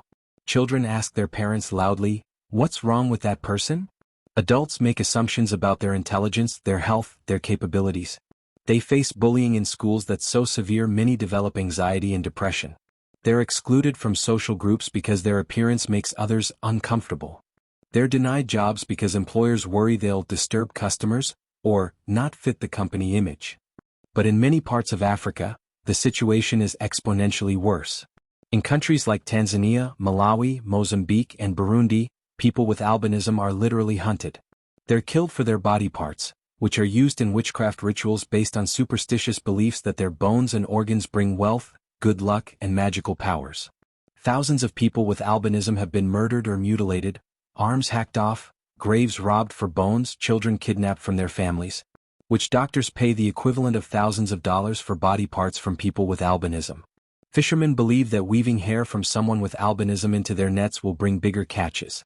Miners believe that bones from people with albinism will lead them to diamonds and gold. The United Nations has called this a human rights crisis.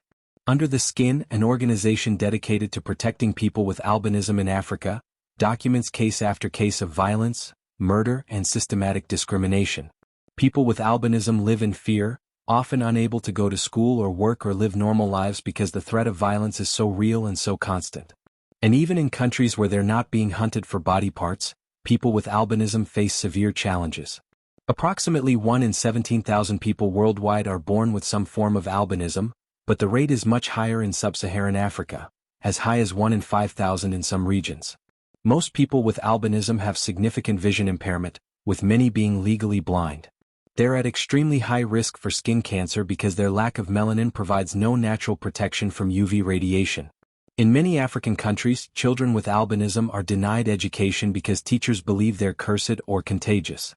They're abandoned by their families because of superstitious beliefs. They're denied medical care because healthcare workers don't understand their condition. They live on the margins of society, constant targets for discrimination, violence, and murder. The fight for dignity, for basic human rights, for the simple ability to exist without fear, it continues every single day for people with albinism around the world. Often without witnesses. Often without advocates. Often without anyone brave enough or powerful enough to stand up and say, This is wrong. What Esther did for Jane on that airplane was significant. But it was one moment, one person, one instance of accountability.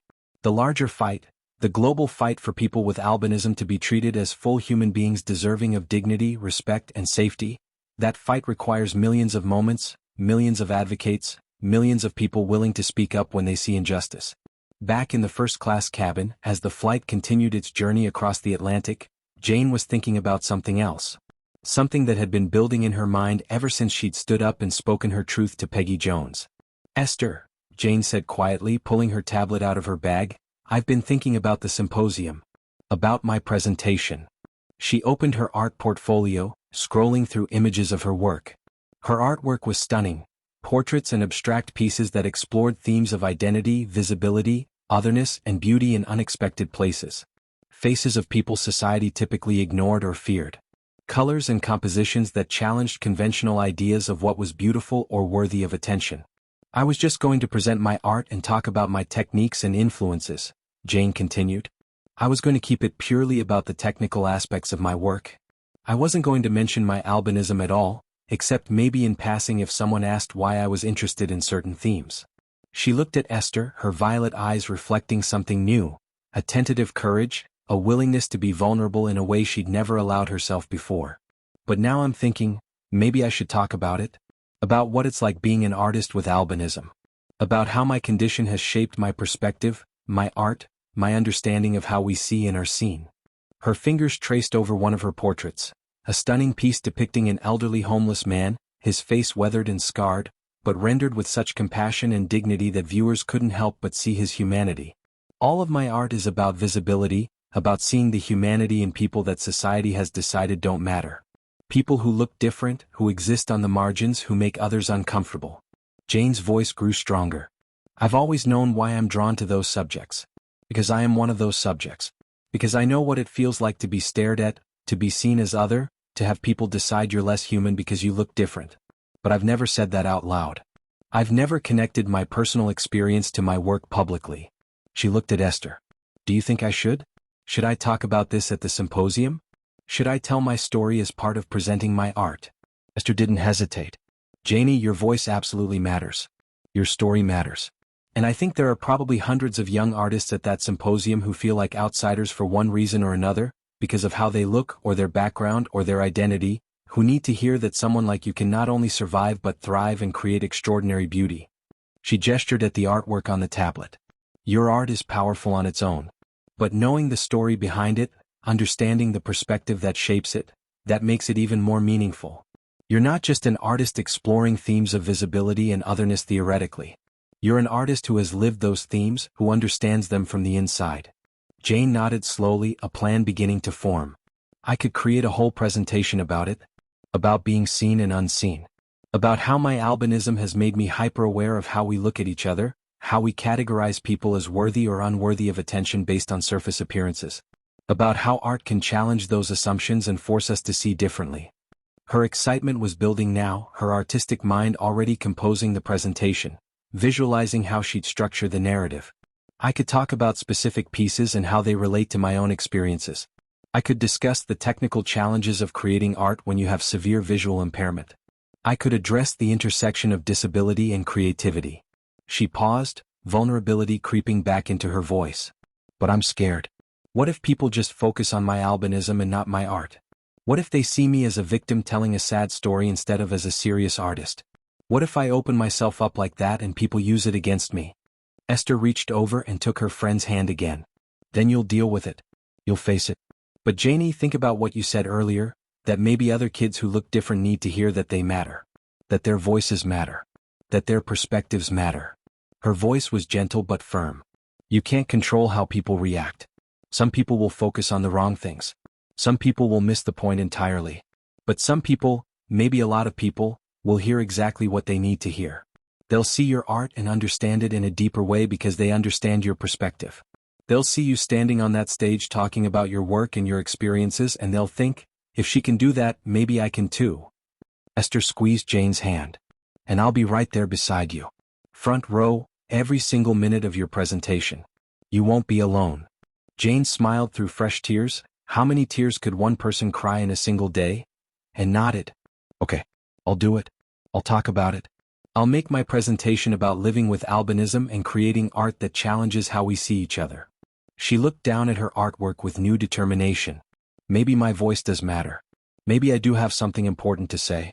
Maybe speaking up is part of using my art to change how people think. The narrator's voice returned, warm and hopeful. And that's exactly what Janie Disson would do. In 1 week, standing on a stage in London in front of 300 young artists and scientists from around the world, Jane would give a presentation titled Visible, Creating Art While Living with Albinism.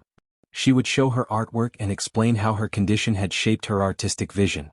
She would talk about the technical challenges of creating visual art with severe visual impairment. And she would share her story, not as a victim, but as an artist whose perspective was valuable precisely because it was different.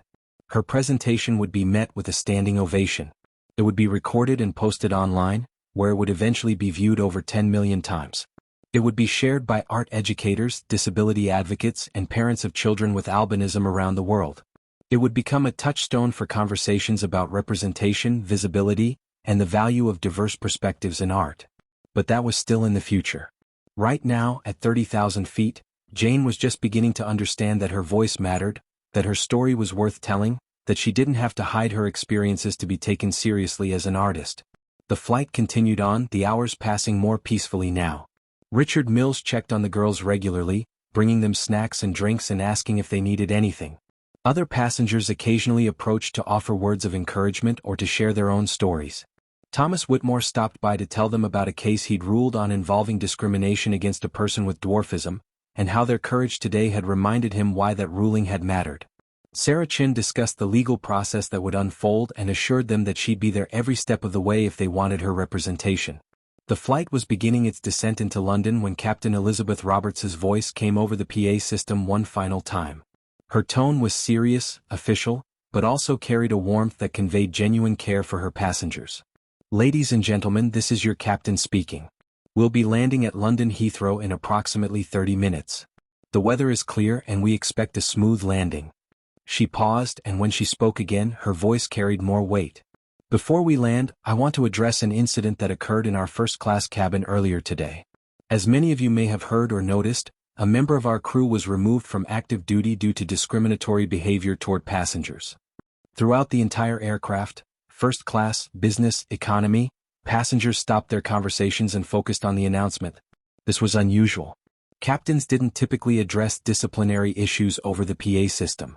I want to be absolutely clear about something, Captain Roberts continued. Discrimination of any kind is not tolerated on TransAtlantic Airways flights. Not discrimination based on race, religion, disability, appearance, or any other factor. We failed to live up to that standard today, and I take full responsibility for that failure. Her voice grew firmer. But I also want to personally thank the passengers who spoke up against injustice when they witnessed it. In particular, I want to commend one young lady who advocated courageously and eloquently for her friend when that friend was subjected to discriminatory treatment. She documented everything carefully. She spoke truth clearly and calmly. She stood up for what was right even when it would have been easier to stay quiet. There was a pause, and passengers throughout the plane were looking around, trying to figure out who the captain was talking about. Those in first class who'd witnessed everything were nodding, some with tears in their eyes. This young lady reminded all of us, crew and passengers alike, what true character looks like. She showed us that standing up for what's right isn't about age or position or authority. It's about courage, conviction, and a fundamental belief that every human being deserves dignity and respect. Captain Roberts's voice carried throughout the aircraft with absolute clarity. Standing up for what's right isn't comfortable. It's not easy. It often means making people uncomfortable, including yourself. But it's always necessary. Because injustice thrives in silence. Discrimination grows in the spaces where people choose to look away, where witnesses decide not to get involved. She let that statement sit for a moment. Today, passengers in our first-class cabin chose not to look away. They chose to be witnesses. They chose to support two young people who needed support. And because of that choice, our airline will be better. Our policies will be stronger. Our training will be more comprehensive. And hopefully, future passengers will never experience what these young ladies experienced today. Then something extraordinary happened. One person in the economy section started clapping. Then another. Then a whole row. The applause built and spread, rolling through the aircraft like a wave from the back of economy through business class and into first class. Within seconds, the entire plane was applauding, 300 passengers recognizing something that mattered, celebrating courage they'd only heard about but understood was significant. In seats 3A and 3B, Esther and Jane sat holding hands, tears streaming down both their faces. But these weren't tears of pain or fear anymore. These were tears of joy, of validation, of understanding that what they'd done mattered not just to them but to everyone who'd witnessed it or heard about it.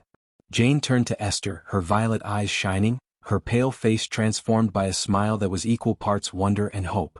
She whispered, just loud enough for Esther to hear over the applause, "We're going to change the world at that symposium, aren't we?" Esther squeezed her best friend's hand and whispered back, "Janie, we already started." And as the applause continued, as passengers throughout that aircraft celebrated two children who'd refused to be made small, as the plane began its final descent into London, something shifted in both girls. They understood, perhaps for the first time, that they had power. Not just the power that came from Esther's family wealth or their accomplishments or their privilege, but the power that comes from refusing to accept injustice. The power that comes from speaking truth. The power that comes from standing up when standing up is hard. The plane landed smoothly at Heathrow Airport. As passengers began to deplane, many stopped by seats 3A and 3B to offer final words of encouragement. A woman traveling with her young daughter, who had a visible birthmark on her face, knelt down to Jane's level and said, "Thank you for showing my daughter what bravery looks like. She's going to remember this day for the rest of her life." As Esther and Jane walked off the plane, they saw Peggy Jones being escorted by airport security. She looked small and defeated, her career in ruins, her life fundamentally altered by choices she'd made. As they passed, Peggy looked up and for just a moment their eyes met. There was no triumph in that moment. No gloating. Just a sad acknowledgement of what had happened and what it meant. Peggy opened her mouth as if to say something, perhaps an apology, perhaps one final justification, but no words came out. What could she possibly say? Esther and Jane walked past her in silence and continued into the airport, ready to begin their symposium experience, ready to share their voices with the world. The narrator's voice returned, providing the aftermath, the consequences, the long-term impact of what had happened on Flight 447. 3 days after the flight, Peggy Jones received a formal termination letter from TransAtlantic Airways. The investigation had uncovered 4 additional incidents of discriminatory behavior from her 15-year career, incidents that had been reported but not properly documented or acted upon. A passenger who'd been made to feel uncomfortable because of her weight. A family with an autistic child who'd been treated with obvious disdain. 2 separate incidents of passengers from Middle Eastern countries being subjected to extra scrutiny and suspicion that wasn't applied to white passengers. The pattern was undeniable. This wasn't about one bad day or one mistake. This was about years of letting personal bitterness and prejudice manifest as discrimination toward vulnerable passengers. The Federal Aviation Authority, after reviewing the complaints and documentation, fined Peggy Jones $5,000 for passenger harassment and violation of federal anti-discrimination regulations. She was also required to complete extensive diversity and sensitivity training before being eligible for employment with any airline or customer service position again. 2 months later, Esther and Jane received a handwritten letter. The return address showed it was from Peggy Jones. Both girls read it together, sitting on Esther's porch on a sunny Saturday afternoon. The letter was 3 pages long. In it, Peggy apologized, not with excuses or justifications but with genuine remorse. She wrote about how losing her job had forced her to confront how bitter she'd become, how much she'd let resentment poison her life. She wrote about starting therapy to address her anger and prejudice. She wrote about how watching the video of the incident that had gone viral had made her sick to her stomach, seeing herself through others' eyes and understanding for the first time how cruel she'd been. She wrote that she'd never work in customer service again, that she didn't deserve to be in any position where she had power over vulnerable people. She'd taken a job in a warehouse, away from public interaction, where she couldn't hurt anyone with her unexamined prejudices. She wrote that she hoped someday to become a person who would be horrified by what she'd done on Flight 447, instead of someone who justified it. The letter ended with, "I don't expect forgiveness. I don't deserve it. But I want you to know that your courage changed my life. You held up a mirror and I finally saw what I'd become. I'm trying to become better. That's all I can do." Esther and Jane never responded to the letter. But Esther kept it in a drawer in her desk, a reminder that accountability and consequences can sometimes create the conditions for genuine change, though change itself is never guaranteed and never erases the harm that was done. TransAtlantic Airways underwent a complete overhaul of their discrimination policies and training programs. The incident on Flight 447 became a case study used in their mandatory diversity training for all employees. They established a zero-tolerance policy for discrimination with immediate termination for violations. No warnings, no second chances after the fact. They created a passenger advocacy program where complaints about discriminatory treatment were fast-tracked for investigation. The airline also faced legal action.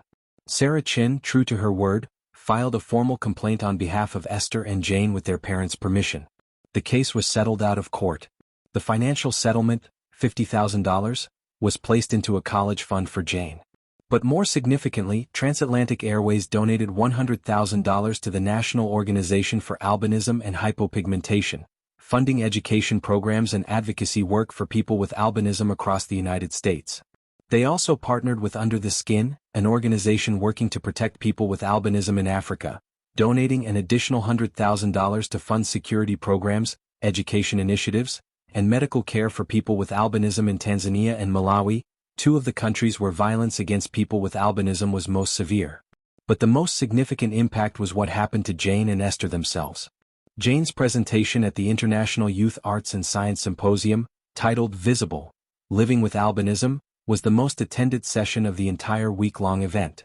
Standing on that stage in London, she'd shared her artwork and her story with a courage she'd found on Flight 447. She talked about what it meant to create art about visibility and otherness when you were someone who'd been made to feel invisible and other your entire life. The response was overwhelming. Artists, educators, and advocates from around the world reached out. Her presentation was recorded and posted online, where it eventually reached over 10 million views. News outlets covered her story. Art galleries requested exhibitions of her work. But more importantly, she heard from hundreds of young people. Kids with albinism, kids with disabilities, kids who looked different, kids who felt like outsiders, who told her that her courage had changed their lives. That seeing her stand on that stage and own her story had given them permission to own theirs. Jane's art series, Visible, Living with Albinism, went on to tour 15 countries over the next 2 years. She became an advocate and spokesperson, partnering with organizations in Africa working to protect people with albinism from violence and discrimination. She used her platform and her art to change conversations about beauty, normalcy, and human worth. Esther Thomas returned from the symposium more committed than ever to using her privilege and education to create change. She continued her agricultural research, focusing specifically on how sustainable farming innovations could be made accessible to small farmers in developing nations rather than just benefiting large corporations. She studied agricultural science and social justice, preparing to take over her father's company someday but with an even stronger focus on equity and social impact. And their friendship? It remained unbreakable. They credited Flight 447 as the moment they truly understood their own power, not the power that came from wealth or accomplishments, but the power that comes from refusing to accept injustice, from standing up when standing up is hard, from using whatever advantages you have to protect people who need protection. Years later, in interviews and speeches, both girls would reference that flight. Jane would talk about it as the day she stopped making herself invisible. Esther would talk about it as the day she understood what her father had been teaching her all along, that privilege without purpose is just waste, that power without compassion is just cruelty. The narrator's voice took on a reflective, meaningful tone as the story drew toward its conclusion. Sometimes it takes a child to teach adults what humanity really means. Sometimes it takes someone young, unencumbered by years of compromise and looking the other way, to speak simple truths that everyone else has learned to ignore. Esther and Jane were 12 years old when they changed an airline's policies, ended a woman's career of discrimination, inspired millions of people around the world, and learned their own power. They weren't activists or revolutionaries. They were just two kids who wanted to fly to London for a symposium. One of them wanted a blanket because she was cold. And when cruelty met courage, courage won. But here's what I need you to understand. This story isn't just about what happened on one airplane. It's about every moment where discrimination happens and people have to choose whether to speak up or stay silent. It's about every time someone is treated as less than human and witnesses have to decide whether to be witnesses or bystanders. Speak up. Stand up. Use whatever privilege you have, wealth, education, confidence, platform, the simple privilege of not being the target in that moment, to protect those who can't protect themselves. Every person deserves dignity. Every person deserves respect. Every person deserves the right to exist without apologizing for how they look or who they are. The world changes one brave moment at a time. One person standing up for another. One witness refusing to stay silent. One voice saying this is wrong, when everyone else has decided it's easier to look away. What will your brave moment be? When will you choose to be Esther, standing up for someone who needs standing up for? When will you choose to be Jane, finding the courage to speak your truth even when you're terrified? When will you choose to be Thomas Whitmore or Sarah Chin or David Martinez, using your position and resources to support justice? Because here's the truth, there are Peggy Joneses everywhere. People taking out their pain on others. People discriminating because they think they can get away with it. People making cruel assumptions based on appearance or race or disability. And they will keep doing it until enough people decide that staying silent is no longer acceptable. This is their story. But the next story could be yours. Now I have one final question for you, and I want you to really think about this. If you witness discrimination like this happening, whether on an airplane, in a store, at school, at work, anywhere, would you actually speak up? Not would you want to speak up, not would you theoretically approve of someone else speaking up, but would you personally put yourself in that uncomfortable position to stand up for a stranger? Because that's what everyone in that first-class cabin had to decide in real time. And the ones who chose courage, who chose to be witnesses, who chose to support those two girls, they made this story possible. Without them, Esther and Jane would have been fighting alone, and the outcome might have been very different. So be honest with yourself, what kind of person are you? And if you're not happy with that answer, what are you going to do to become the kind of person you want to be? If this story moved you, if it changed how you think about standing up against injustice, if it made you want to be braver in your own life, then share it. Subscribe to this channel so you don't miss stories like this that matter. And most importantly, take the lesson with you into the world. Because somewhere today, right now, someone is being discriminated against. Someone is being made to feel small. Someone is being told they don't belong. And they're hoping that someone will stand up for them the way Esther stood up for Jane. Be that someone. The world is waiting for your courage. The story closed with one final image, painted in words, of how Flight 447 ended. As TransAtlantic Airways Flight 447 completed its journey and passengers deplaned into Heathrow Airport, Jane Edison fell asleep on Esther Thomas's shoulder during the final descent. She was finally warm, wrapped in her blanket, the simple comfort she'd requested hours earlier now freely given. Her pale face was peaceful, her white blonde hair falling across Esther's arm, her body relaxed in a way it hadn't been when the flight began. Esther stayed awake, looking out the window at the endless sky, at clouds backlit by afternoon sun, at the vast expanse of possibility that lay ahead. She was already planning how they'd change the world at the symposium, planning how they'd use their voices to create change, planning how they'd ensure that what happened on this flight meant something beyond just one day, one incident, one flight attendant facing consequences. Because that's what best friends do. That's what brave people do. That's what humanity should always do. Stand up. Speak up. Never let cruelty go unchallenged. Document everything. Speak truth clearly. Support those who need support. Use whatever power you have to make the world more just, more kind, more worthy of the people trying to live in it. This is Jane and Esther's story. A story of friendship and courage, of injustice meeting accountability, of two 12-year-old girls who refused to be made small and in doing so, made the world a little bit bigger, a little bit better, a little bit more just. The next story could be yours. What will you do when your moment comes? Stand up. Speak up. The world is waiting.